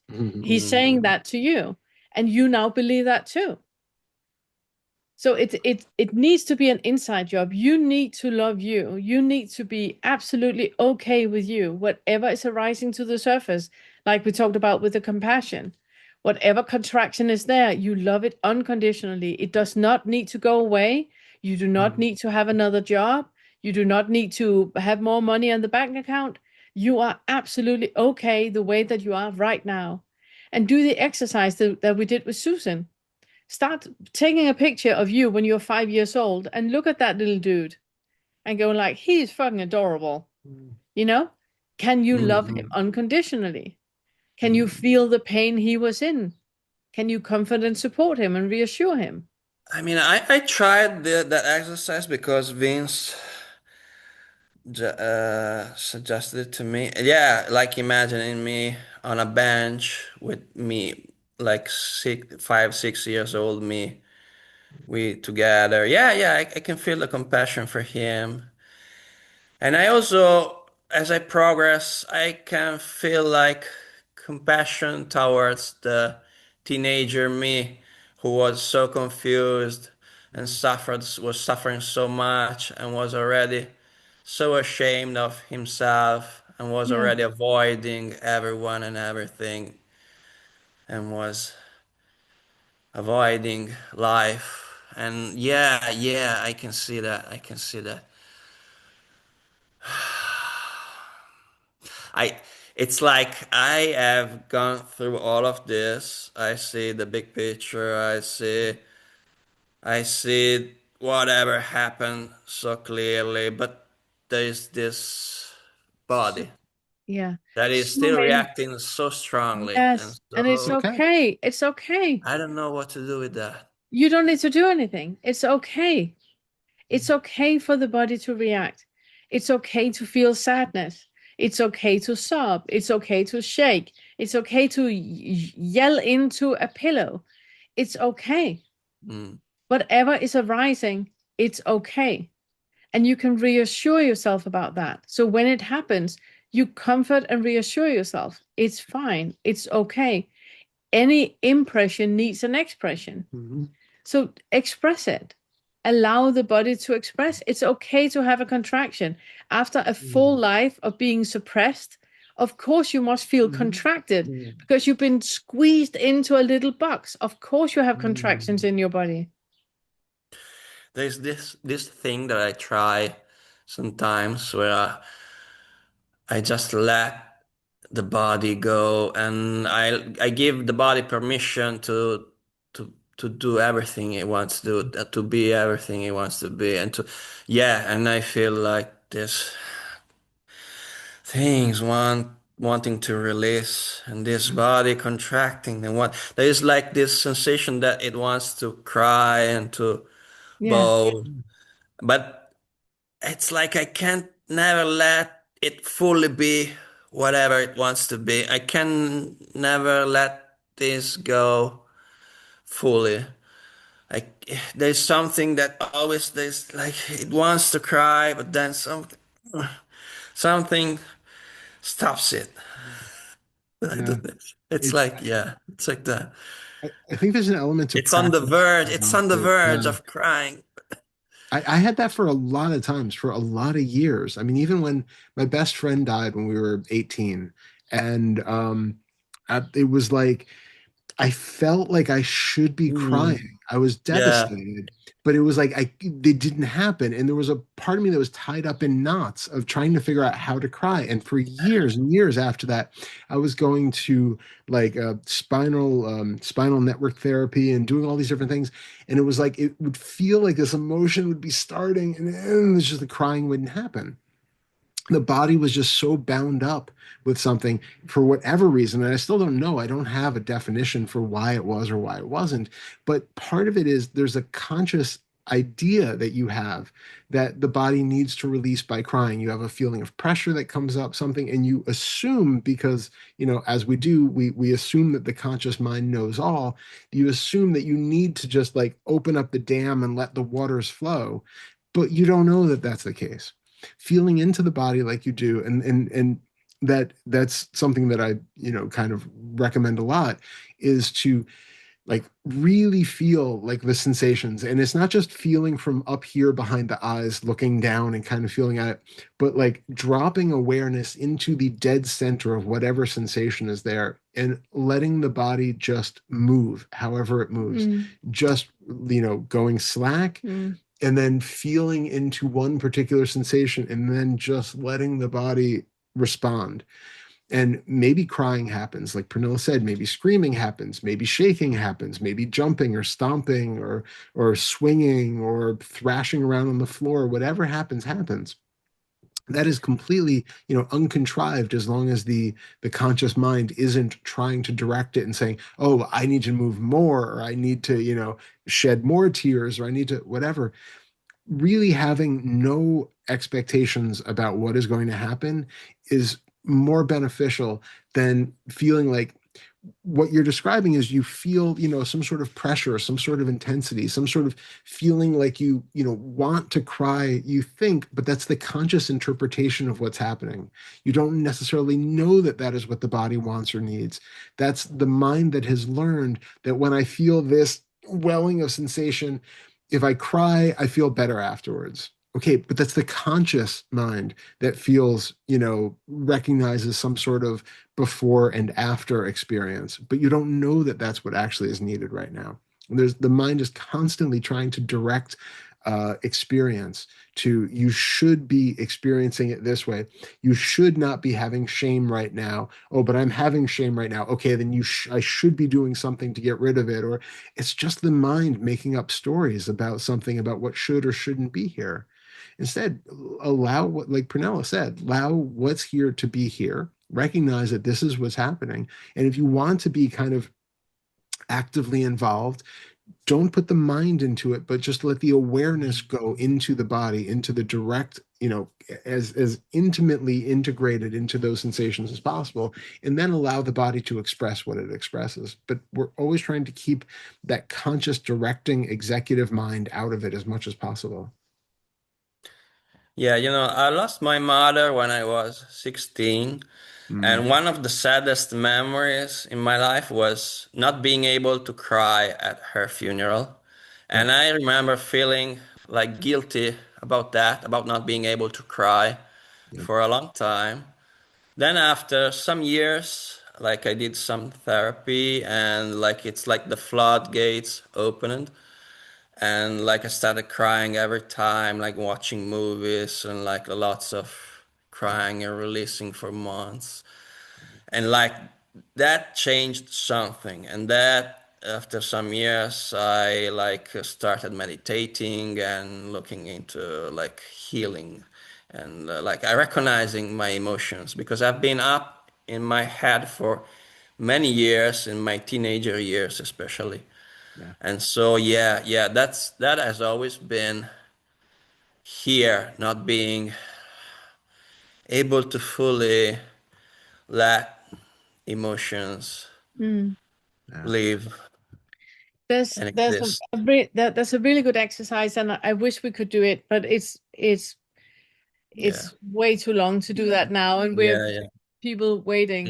Yeah, But it's basically whatever emotion you sit and you feel, whatever emotion is arising, you say it out loud. What is arising, and then you say thank you, and then you just sit and notice the body.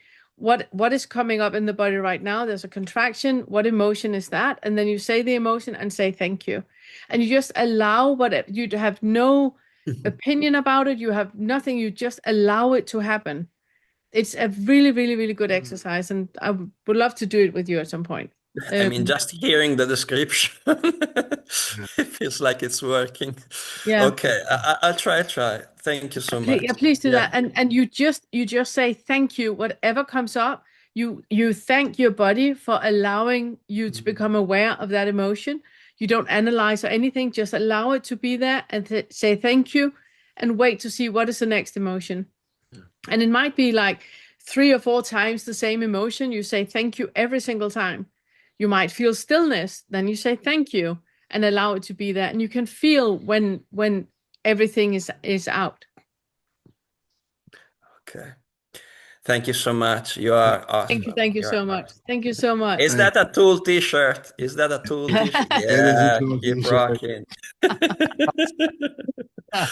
Bye, guys. Thank you so much. Thank you. Thank you. Bye.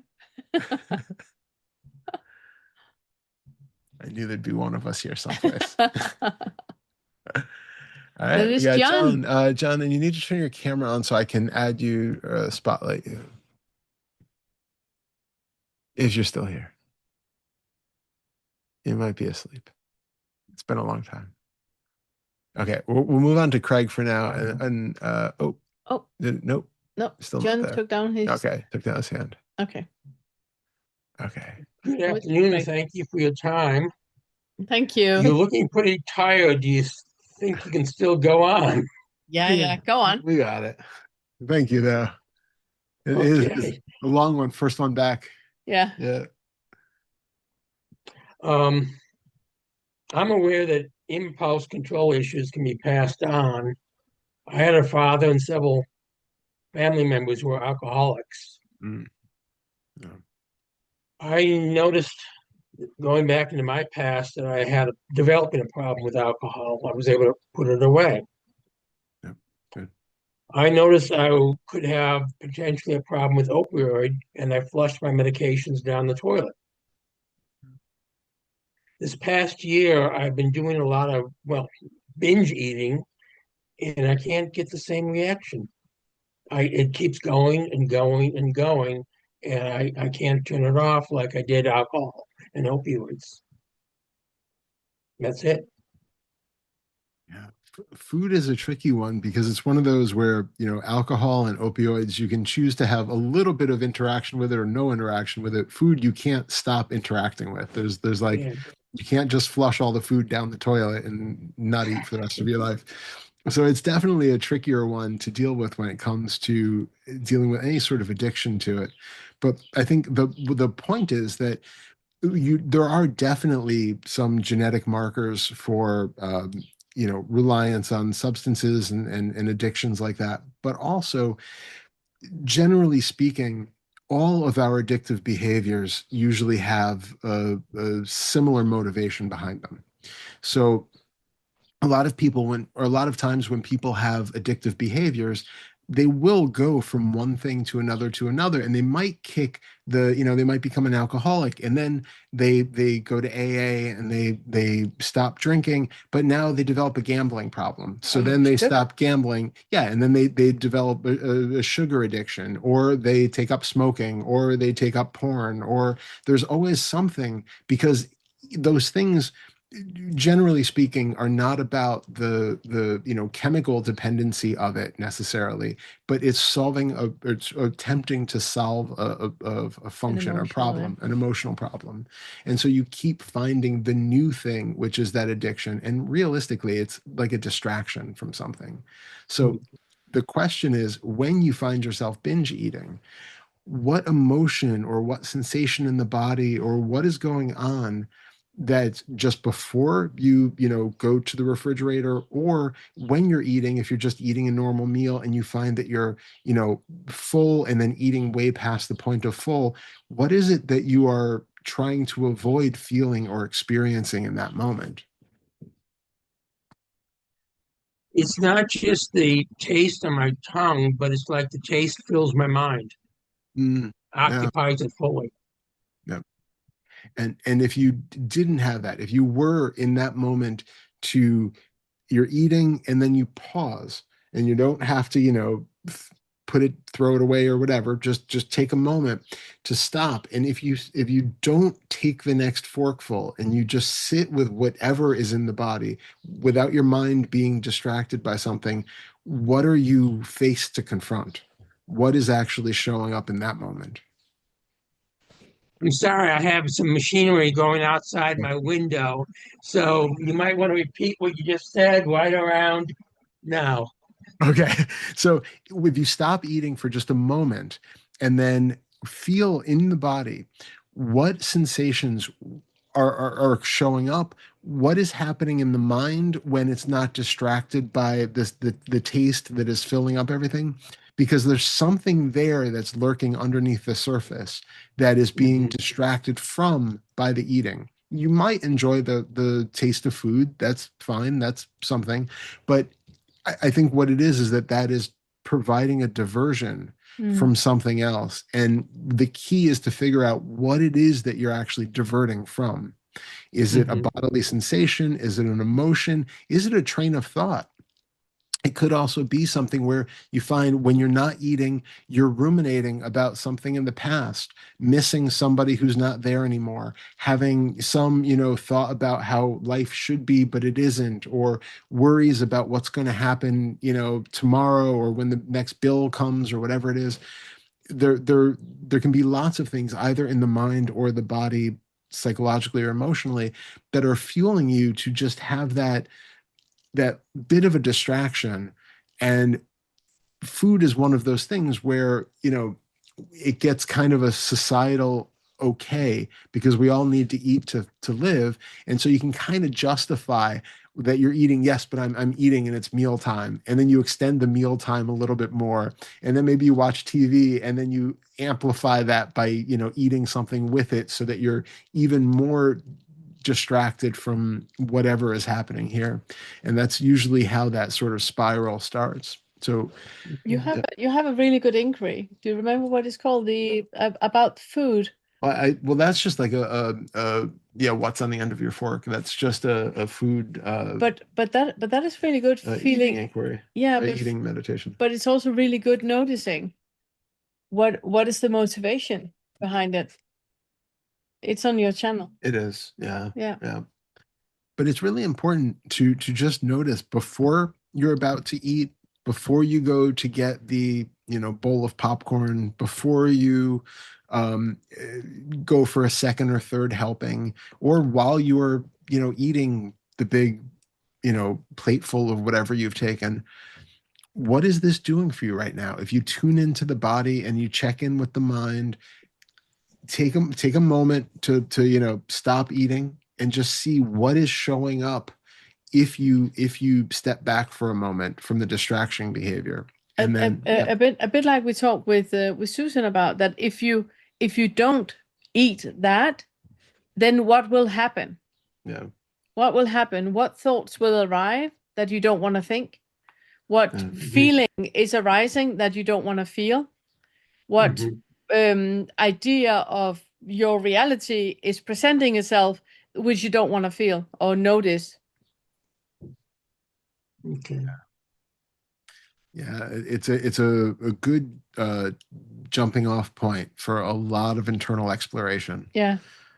When you start to feel, and there's this, because it might be very very obvious and very explicit that it's a feeling of sadness or loneliness or fear or something very nameable and recognizable, or it might just be something that's really, you haven't even noticed it before. It's a tingling in your shoulder or something that you just it's never really made it to the conscious level of awareness, but it's something that the mind is recognizing and then trying to divert from by whatever is easy and at hand.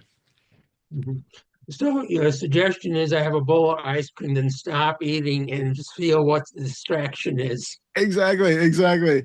And especially if you notice even before then, like if you're sitting doing whatever you do on a daily basis, and all of a sudden the idea of ice cream comes to mind, or you get the flavor of ice cream, like you can get that sort of mental flavor on your tongue where you taste ice cream for a minute and see a quick little advertisement of ice cream in your mind that's like, ooh, that exists. Let's go get a bowl of that. In that moment, see if you can rewind the tape a second. What were you just thinking about before that showed up? Check in with the body. What are you feeling right now? Oh, actually, I'm feeling a little bored. I'm feeling a little, uneasy with something. Okay. Yeah. Be with that for a moment. See if you can just feel that unease of being alive for a moment without any numbing agent.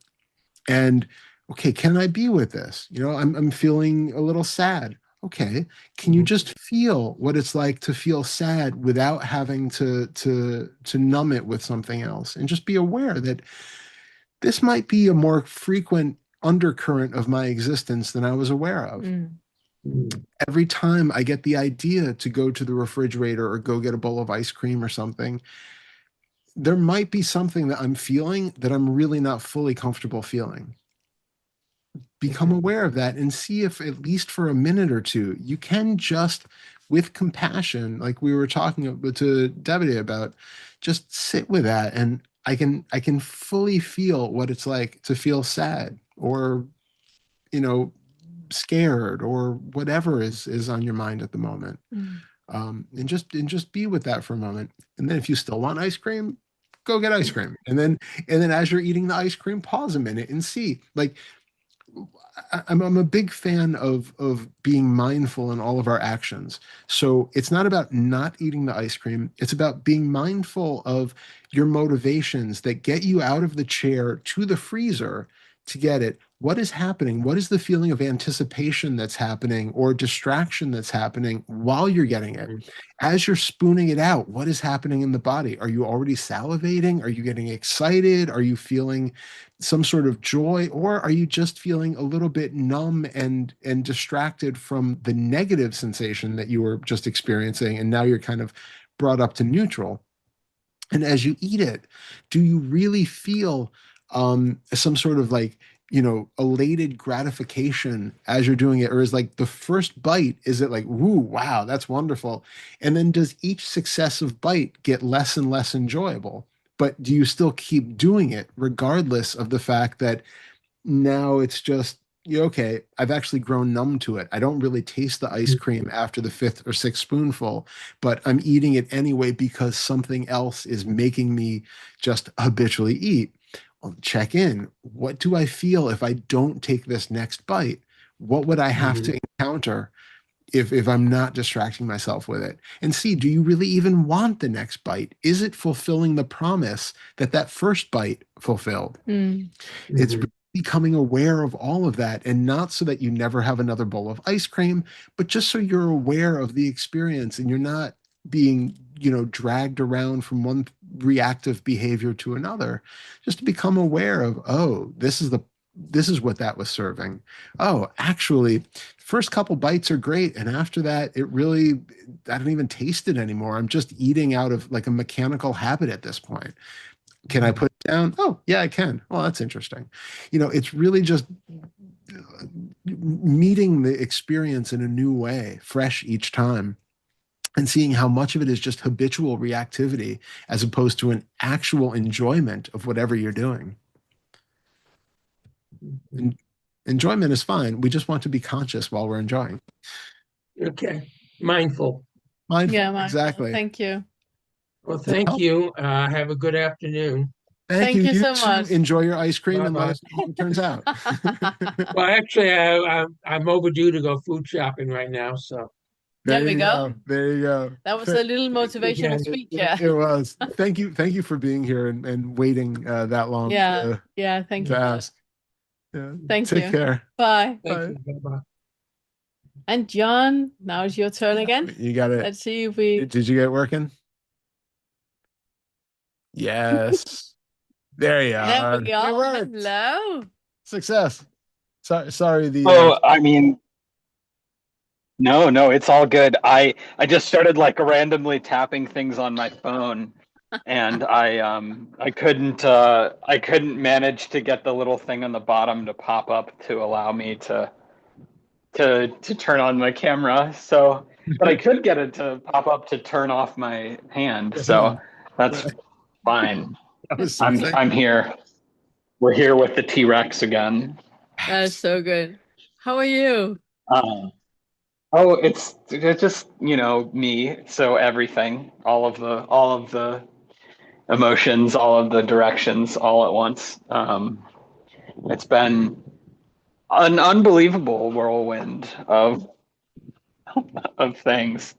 And again, I don't know. I mean, I find myself in the same kind of place where it's like perhaps there's some idea that like I need to do something, or maybe some subtle sensation will arise that I feel like I need to address. or that I'm like struggling with, and then I'll want to reach out to someone or like want to ask about it. And then like the vast majority of the time it just sort of like, it's kind of like, it's like an auto defeating inquiry or something where it's like, what is the thing that I am gonna ask? Like, where's the genuine question here or something? And it's sort of effortless and sort of spontaneously just sort of like dissolves itself, and it's like, oh yeah, there's nothing to ask.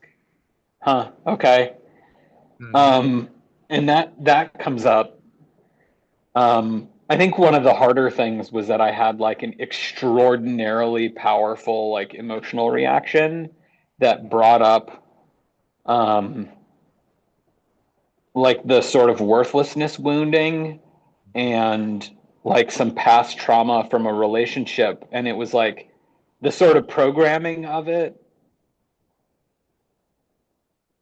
I guess I'll put it in an analogy. It was like there was what was happening was almost like, you know, we're here and we're talking about like this rock that, you know, like underneath that rock is like the thing that proves that I'm just like unlovable, unworthy.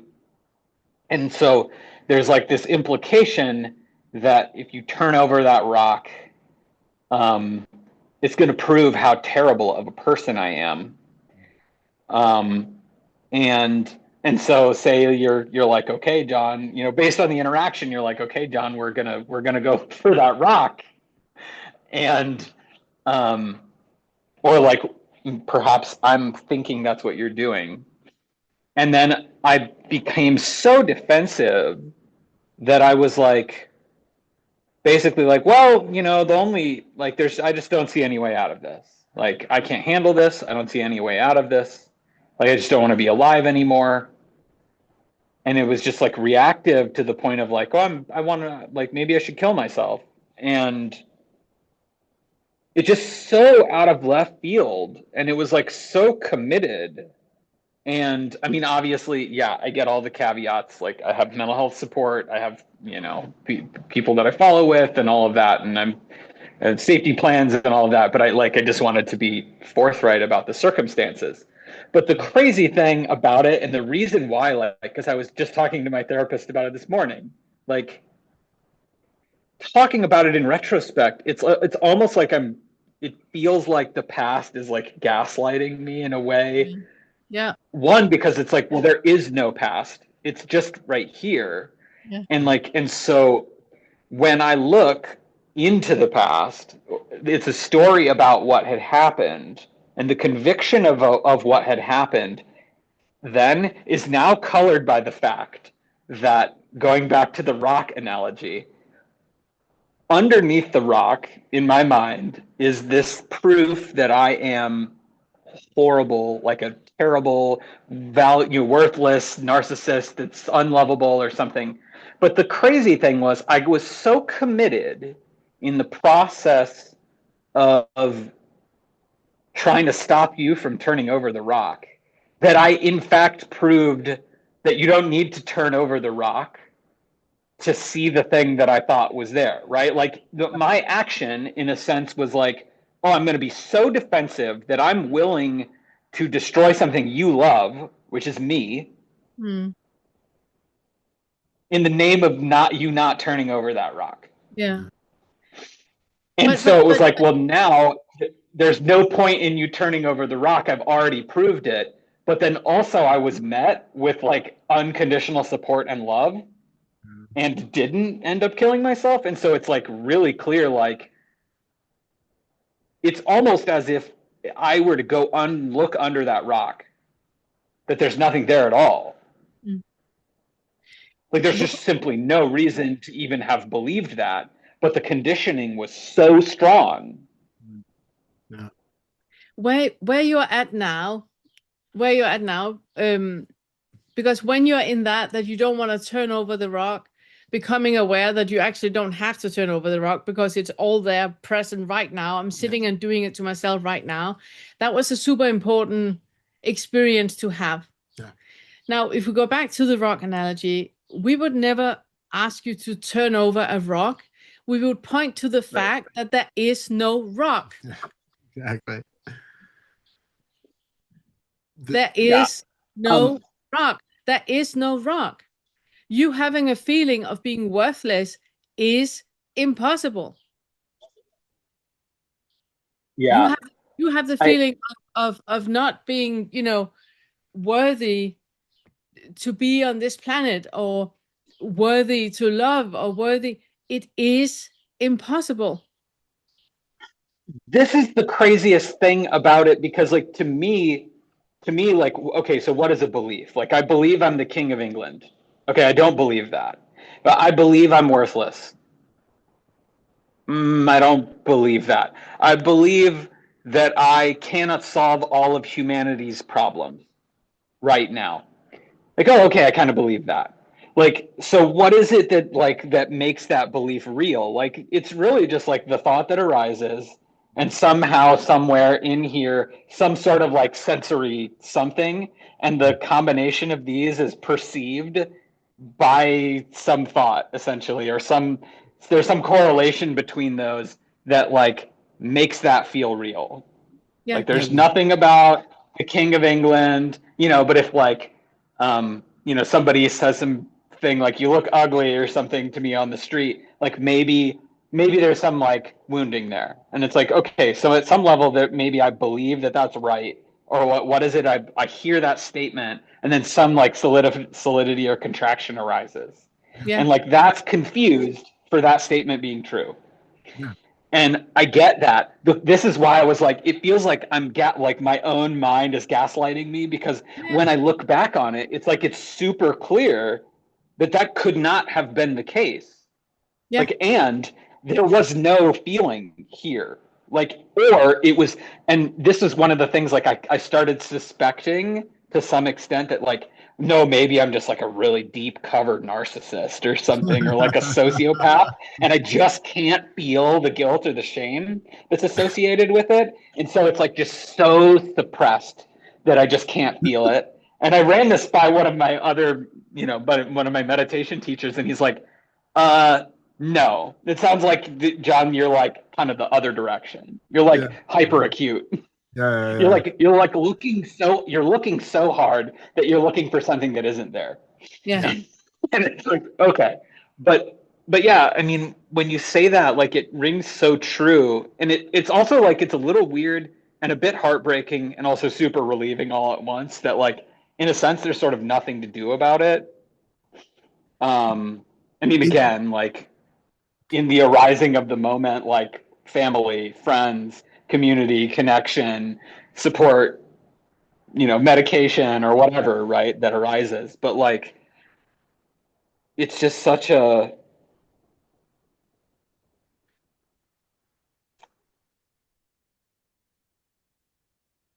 there was something I was going to say about it, but it's gone. Maybe think of it as like emotional color blindness. We all have certain, right? Do you know what I mean? Like people who are colorblind are they're gaslighted by their sensory processing system to, see things differently than other people. Now, bearing in mind that there is no such thing as some objective color to anything. We all have. I was just about to say that. We have like some there is no red. We have like general consensus among humans of what colors are, but that consensus does not extend beyond humanity, because every other insect and animal has a different color palette of ranges of frequencies of light they can see. Within the human species, we have a variation of different experiences. But it's like the way that your particular body is built to take in wavelengths of light, you see certain colors and they get interpreted that, okay, this color is blue. I'm going to associate that with the word blue. It means this to me, blah, blah, blah, blah. For somebody else who, sees what you would take as blue, and to them it's, red or green or some other color, to them, when somebody says something to them that reflects like, yes, and this color that I'm holding up for you right now is green, that maps onto their experience. It's that, like you said, the gaslighting of the mind. It's like, yes, that aligns with my understanding that this color that I'm holding up right now is green. That checks out. Yes, there's like this internal resonant yes. If I hold up something that I say is green and that does not align with you, it's a different color than you've learned, or whatever you're processing, says that it's something different, there's going to be a mismatch there. The problem is that throughout your, upbringing, because of whatever, different experiences you've had, the mind body system has learned certain untruths about John. And when, like you said, somebody makes a random comment about you, that only hits home if that like truth circuit lights up. It matches what you have, your system has learned to be true about this being. It's like if you learn that you are a man and somebody walks up and say they call you a woman, it probably doesn't matter that much because you are, you have learned that there's what you think you are is defined in this way. If somebody else calls you a man, ching ching ching ching ching, it lines up, and you get this feeling of truth about that. It's not because it's inherently true in any definitive sense, but your body and mind has learned a certain number of things which it relates to in ways that give you a feeling of truthiness about it. Doesn't mean it's actually valid necessarily, but it's like that emotionally, that when people say something, you take it in, and it's all in how it's related to your backstory and your upbringing and your learning and all that, as to whether you have any sort of emotional response to that or not. And so I think the takeaway of what I'm trying to get to is that when somebody says something, or when you have a thought that says that you're worthless, or that there's something else here underneath a rock that may or may not actually exist, or all of these other factors, instead of taking it on faith, use that as like a clue that, oh, there's a bit of conditioning here that's really curious. It's not true, it's just conditioning. Can you then use that as a springboard to investigate, well, if this isn't the color that I thought it was, what color actually is it? What happens if I look at this from a different view? If somebody says I'm ugly and I get this feeling that chimes in that says yes, well, where did that come from? What does it actually feel like to even believe that that's true? How do I know that that's true? Question everything and use that as a way to start undermining all of those beliefs. If I feel like I'm truly worthless, what can that possibly mean? What metric am I using to judge other people on their value and their worth? What metric am I using on myself? When I think about my job or my abilities or my looks or my financial portfolio or whatever, what is it exactly that I'm using to define somebody's worth and value in existence? What is it about their personality and like, I'm not saying like get down a rabbit hole of super self-analysis or something, but for each one of those little things, be curious about what is your actual metric that you're using to define what worth or value or any of that actually means in any sort of sense, and then how are you using that to judge other people, and how are you using it to judge this person in the mirror? It's really that asking yourself, how do you know that is true? Yeah. If you tell me, oh, you're so ugly, how can I be sure that your perception of beauty and ugly is true? What does that even mean? Without any kind of judgment or anything, but just looking at it from that fifth floor view, how do I know that in your perception what ugly and beauty means, and that is in line with my perception of what ugly and beauty means? And how can I know what you actually see in me that you perceive as ugly is the same as I perceive as ugly? You remove all judgment of it and ask the question, how do you know for sure? How do you know that is truth? Yeah, I mean that's the, like, without going into like the very specific details, the sort of very specific personal details of it. It's like I just skip that, and that's why I use that analogy, because like, it's also very clear to me, the reason I use that analogy is that it's entirely on me, that the implication is that you're going for that rock, that I know what's under that rock, that what's under that rock means anything. And it's like, all of that existed, and then afterwards it was kind of like, oh wait, holy shit, it was all just a thought. Yes. That rock means nothing. There's no There's rock. nothing there. There is no rock. There is nothing. There's nothing that is beauty, and there's nothing that is ugly or valuable. And it's a hard thing. It's it's a hard thing to. Sorry, go ahead. No, go ahead.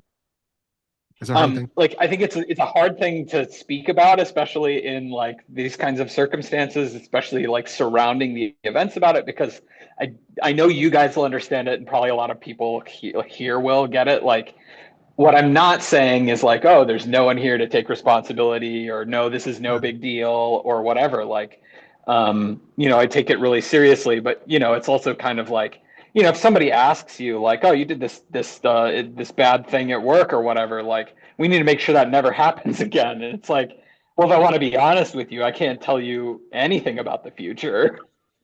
I can't tell you ever what's going to happen. And like, you definitely can't say that. But like, so I think for me that you're mixing two different, the absolute and the relative together when you come with that example. You're mixing two things together, and I think it's really important for to see that those two exist at the same time, and it doesn't mean that either of them are real, because it is true that if you hit a child and you're told, well, don't ever hit a child again at school, that you can't say, well, I can't guarantee for the future, can I? You can't do that. You need to, in that relative, saying, of course, I will take therapy. I will not hit a child again. I will work with my own demons, all of that. I will do that. In the absolute, there is like, the hitting the child is a bad example. Yeah. I can see the hole I just dug for myself here. Yeah. Enjoy. Thank you. Thank you, babe. Let's go back to the rock. That's why I use that one, because it's like I think I understand what you're saying, and I think it comes down to just like me miscommunicating. Like, I understand. Like, you could say practically, like, right here is accountability, and understanding that my understanding here is that I won't do that again. Yeah. But if I were to try to like say, is it possible that I could find myself doing that again? Like, yeah, it's entirely possible. I have no idea what's going to happen. And I'm definitely not going to say that, nor do I like, I just don't know. And I think it's sort of a form of not knowing, but I also think it was sort of like the spirit or the soul or whatever, like the recognition of a shift in value between what previously, before, like all of this notion, this tension and tightness or whatever about like defending against the rock being turned over, was a representation of the value is like to minimize pain for myself, or to like not feel something. Yeah. And the recognition was like, oh, wait a minute, like that's not a thing. And like, I can't defend myself from the pain anyway. Like, I'm kind of trapped. And so what that means then is that actually what is valuable to me here is the absolute truth of it. Like, what is actually here, like being honest about what is the case, because it was this notion that like I could somehow defend or do something to prevent the rock, whatever's under the rock, being known, that somehow is going to fix. And it's like the problem is creating itself. Yeah. And it's it's a form of self-enforced suffering in a certain sense, not in a blameful sense, but like the idea that I'm somehow going to protect myself or from the consequences of someone else finding out this thing about me, like, is in a way, like the cover-up is worse than the crime, but like the cover-up is also the crime. Yeah. And like there is no crime. And it's like, so I don't know. It's hard to talk about, because I think the recognition after the fact and why it's like, what the fuck happened? Like, is a little bit like, it's not denial. Like, it's a full recognition. I like almost had to like narratively reconstruct step by step, like what happened and kind of like walk into each moment mentally. Cause I'm aphantasia. So it's like, I can't picture it. And then be like, okay, is there something here I don't want to go? Is there a place here that's scaring me that I don't want to think about or I don't want to feel? And I just kept going through it, and it's like there's just nothing there. And then of course it's also like, well, all of that is also just thoughts. And so it's like it's a little bit the sort of first fetter. It's a little bit like the fourth and fifth fetter, where it's like it's a little bit the third fetter, where it's like, are you doing some? Is it third? Is you're doing something for a reason? It's like, and the fourth and fifth, where it's like I'm kind of trying to push this away or pull that towards. And it's kind of like, well, there's nothing to do. No. No. We only exist right? Like there's no, we're using thought to try to get out of a world of thought where your only way that you're going to have any interaction with anything ultimately is by thinking about it anyway. Like it's such a complex, bizarre trap that we find ourselves in the whole awakening spiritual practice, to kind of vilify thoughts, to create this identity around thoughts, to create this identity as the one who has transcended the attachment or identification with thoughts. And then like literally there is no way to escape thought and still be conscious. It is everything that is existing is a form of thought. There are different, layers and different types of thoughts, but literally every part of your experience is being seen as a mental construct. It is everything is a mental construct.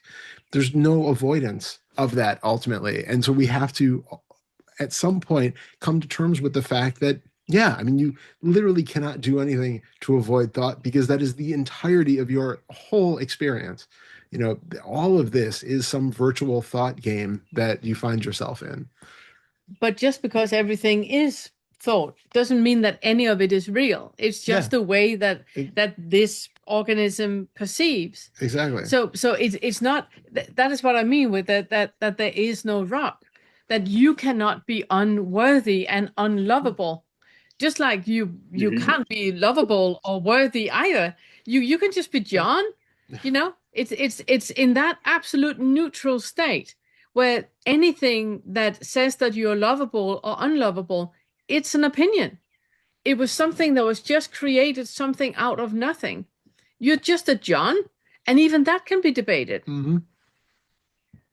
Yeah, that was the thing that like I have enormous respect for, because like in retrospect, the causes and conditions like of that event, the sequence of events, essentially pinned me against like one of the most fundamental like kinds of core wounds, and was like, okay, here, confront it, and it's like, because the one thing that you're going to do in desperation to try to get out of that belief would also seemingly prove that belief is true. And then the person that you're in this interaction with showed you that neither of those is true with the way that they interacted with you. They showed you that both the thing that you're reacting to and your reaction to it were essentially just reactions. Yeah. And it was like, so wait, all you have here is the thought and the story. Yeah. And potentially like the possibility that you could have done something horrifyingly bad. And it's like,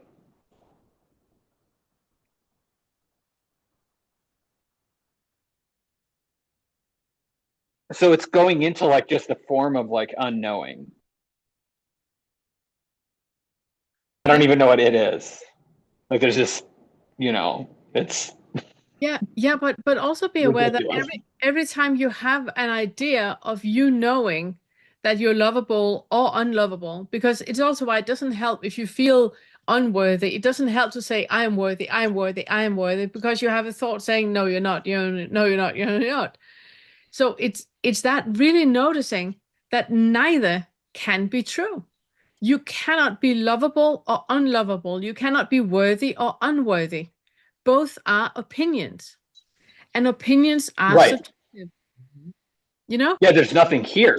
There's nothing. Like that's the weirdest fucking thing. Is like the obvious conclusion.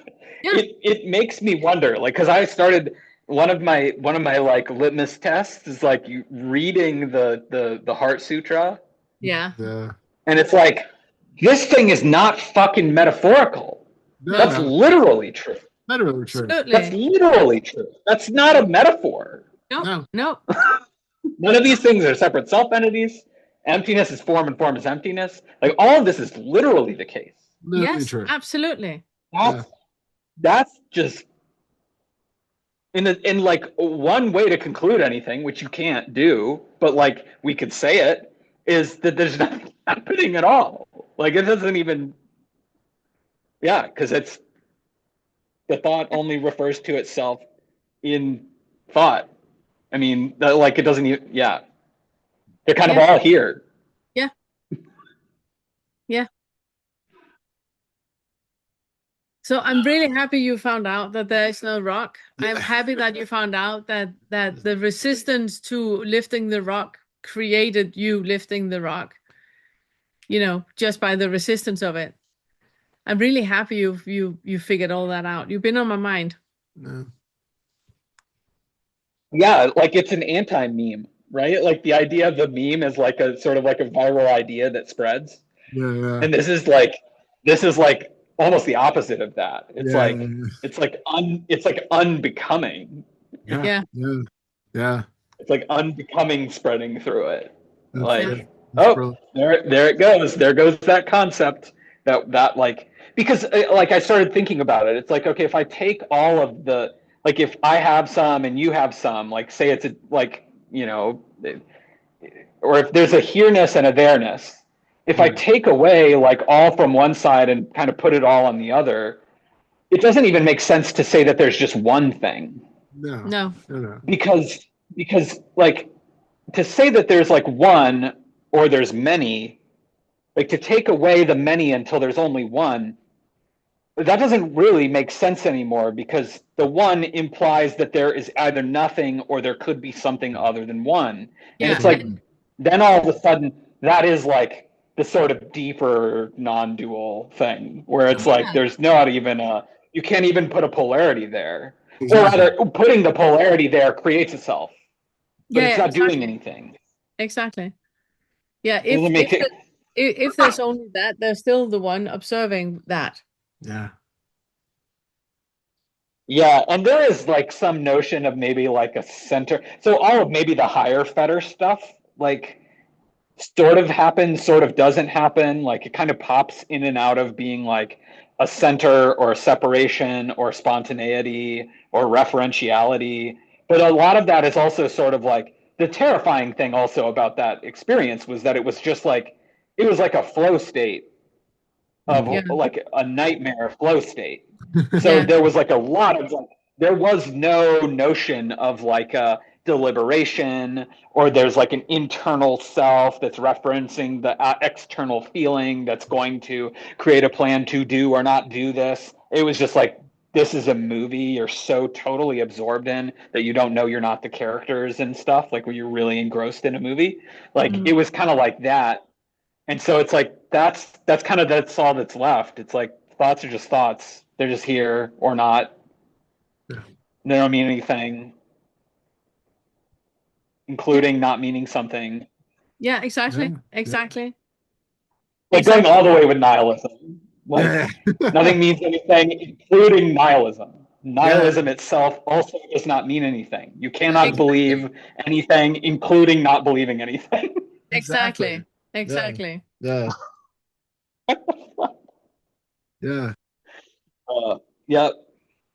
So that's my story. Yeah. Thanks, guys. Thank you so much. Thank you for sharing. Yeah. We're glad to have you here. Yeah. I'm glad to be here. Thanks for your help, guys. Thank you so much. Thank you so much. So wonderful to see you. You've been on my mind, as I said. So I'm happy you're here. Okay. Last one. Hi, do I turn on my camera? Yeah. Yes, please. Yeah. Okay. I am gonna have to be quite quick, to be honest, because I have to leave in like 20 minutes. But I it's been mean, a thank you very so much for being here. You've been lasting for 4 hours. Like, that is yeah. five to you. That's amazing. Because I had a lot of questions anyways, but I think what's crazy is that throughout this, like a lot of them were answered already through other people's questions and whatnot. In very direct ways, like with John now as well, very, very big point of relatability, especially with the metaphor and stuff like that. It was a very big point of relatability. The stuff of kind of like, 'cause I realized very recently through some events that like kind of I use self-monitoring as a coping mechanism against shame, right? Yeah. And so what I realized is the self-monitoring creates the shame, the idea that, oh, there's something I need to hide. Yeah. And so then the difficulty, the difficulty is how do I, this is based in a belief. How do I dissolve that belief? How does that belief, but then you were saying the whole thing of also like kind of,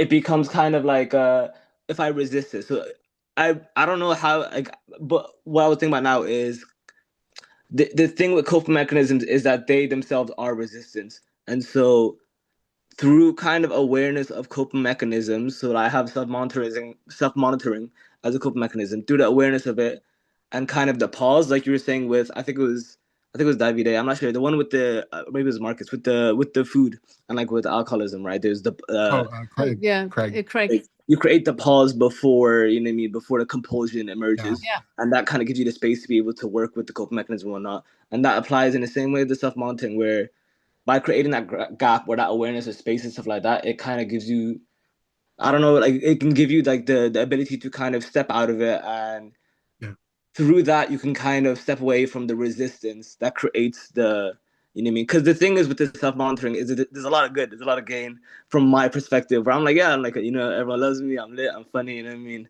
I'm catching a vibe, you know what I mean? But the thing is like, it's the duality thing of it, you know what I mean? When a good creates a bad, you know what I mean? When I'm creating these like scales and whatnot.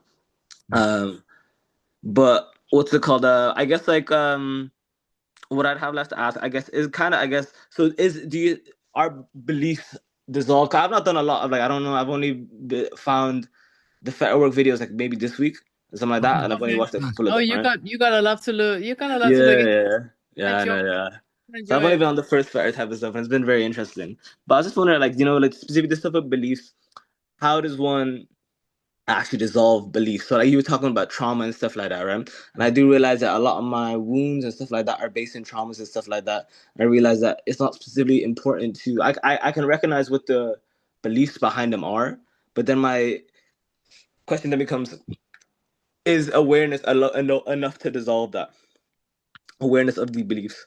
Well, the first thing is to, when you have a belief, right? Yeah.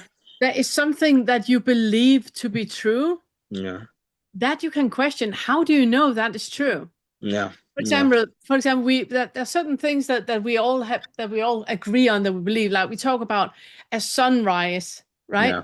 Yeah. And all of us know what we believe, that there's a sunrise, but in reality, the sun is not doing anything. The earth is rotating. The sun is not doing anything. It's like if I'm telling you to look up, you look up into the clouds, but you actually don't. You look out into space. Yeah. Yeah. Is that turning the idea around, that whatever you believe to be true, not true, because it can't be. Yeah. When you have a feeling of, I'm so shameful, I'm so shameful, I have no worth whatsoever, that cannot be true. Yeah, it's an opinion. It's an opinion, exactly. What is it that makes you believe that? And it's what we talked about when we talked about with David, that is like that. There is you're conditioned to believe certain things are true, but that doesn't mean that they are true. It just means you're conditioned to it. So what you're going to work with a lot in the first Fetter is that pulling yourself up on the 5th floor and look at a situation and notice, how do you know this is true? What is the proof that this is true? And when you go to the 2nd Fetter, you're going to start to feel, I have a contraction in my body. Somebody says something, I feel super shameful, I feel super stupid, I feel super something. What does that actually mean? Well, it means I have contraction in my body, I'm breathing very shallow, I get clammy hands, but are they actually proof of me being shameful? Or is that a conclusion I just made? Yeah. If you cannot be low worth, if there cannot be anything wrong with you, how do you prove to yourself that there is? And you do that with bodily sensations. I can recommend you to, since you said that you have trauma, I can recommend you to jump to the second fetter. Yeah. Okay. Wait with the first one. Go to the second fetter first, and when you have worked with that, then go back to the first. Okay. Yeah, 'cause I do think a lot of like what brings me up is kind of, or what comes up for me is stuff that I realize that I can construct reality based on specific wounds and like nervous system responses to reality rather than actual reality and stuff like that. And so in those moments, I wonder, okay, so I can recognize that this is based on a belief and whatnot, but then it becomes in those moments, I realize now that it's kind of like, so even the part of me that feels ashamed of having that shame, I have to sit with that as well and like slowly work through the layers of that. But it is just like, you know what I mean? I feel like it's very, because I think with self-monitoring specifically as a coping mechanism, because it feels almost like you're looking from like maybe like if the fifth view is like, the observer, it feels self-monitoring kind of feels like you're on the second view. So it feels like, oh, you're looking at yourself from an accurate perspective or whatnot, you know what I mean? But then it's like you're still, so then it's kind of like you have to step out of yourself again to see yourself, stepping out of yourself, look at yourself. And not judge anything, anything. Yeah. Whatever is arising, it's okay. Because whatever is arising is something that is arising right now for you to get a clarity about. None of it is true. When you get a feeling that you have no worth whatsoever, it's not true. It's just a feeling. You were taught that you have no worth.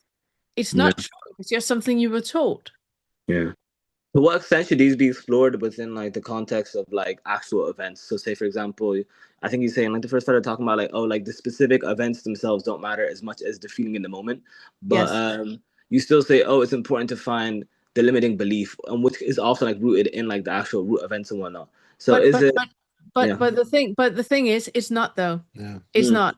Two children can experience the same thing and have different conclusions about the experience. Because it's not about that. It's about so many factors that we're not even aware of. Your developmental age, your biochemistry at the moment, had you slept enough, had you eaten enough? There's so many things that are factors into you perceiving an experience as traumatic or a bump in the road. Yeah. So Okay. the actual experience doesn't really matter. It's how you perceive it and what you make out of it today. Yeah. Okay, that makes sense. Okay. Yeah, I think that was all the questions I had. I also want to ask if I can get in the Discord. Yes, Sure, absolutely. Yeah. Send me an email, unfetteredmindfulness@gmail.com. Do you have Todd's email? Yeah. Just how I got the thing. But yeah, I'll email you my Discord and whatnot, and you can add me. Yeah. And then move on to the second fetter right away. Yeah. And whatever comes up, write in Discord. Yeah. Okay. All right. Bless. We have an amazing community. They're gonna be so helpful for you. Bless. I'm excited. All right, thank you very much. Yeah. And thank you so much for waiting for 4 hours. Yeah. Seriously, thank you. That's a lot of amazing. Very interesting. Yeah. Thank you so much. Good meeting. Good having you here. Yeah. All right. I think we're at the end. I think we are at the end. Okay, you guys. Yeah. Thank you so much for your patience. Yeah, it was amazing. Next time we meet is the 14th of July. Yes. We will figure out something about link. I think we should use, because we have said all through it's the same link. I think we're gonna find the old link, and that is the one that we're gonna use from now on. So it's gonna be the only one available on Discord, so you have it there. Yeah. Sorry for the confusion again. Yeah. Thank you all so much, guys. Thank you so much. It has been an absolute pleasure. Yeah, absolute pleasure. Thank you so much, everyone. Yeah. Thank you. See you next month. See you next month. And on Discord. Yeah. All right. Bye. Bye.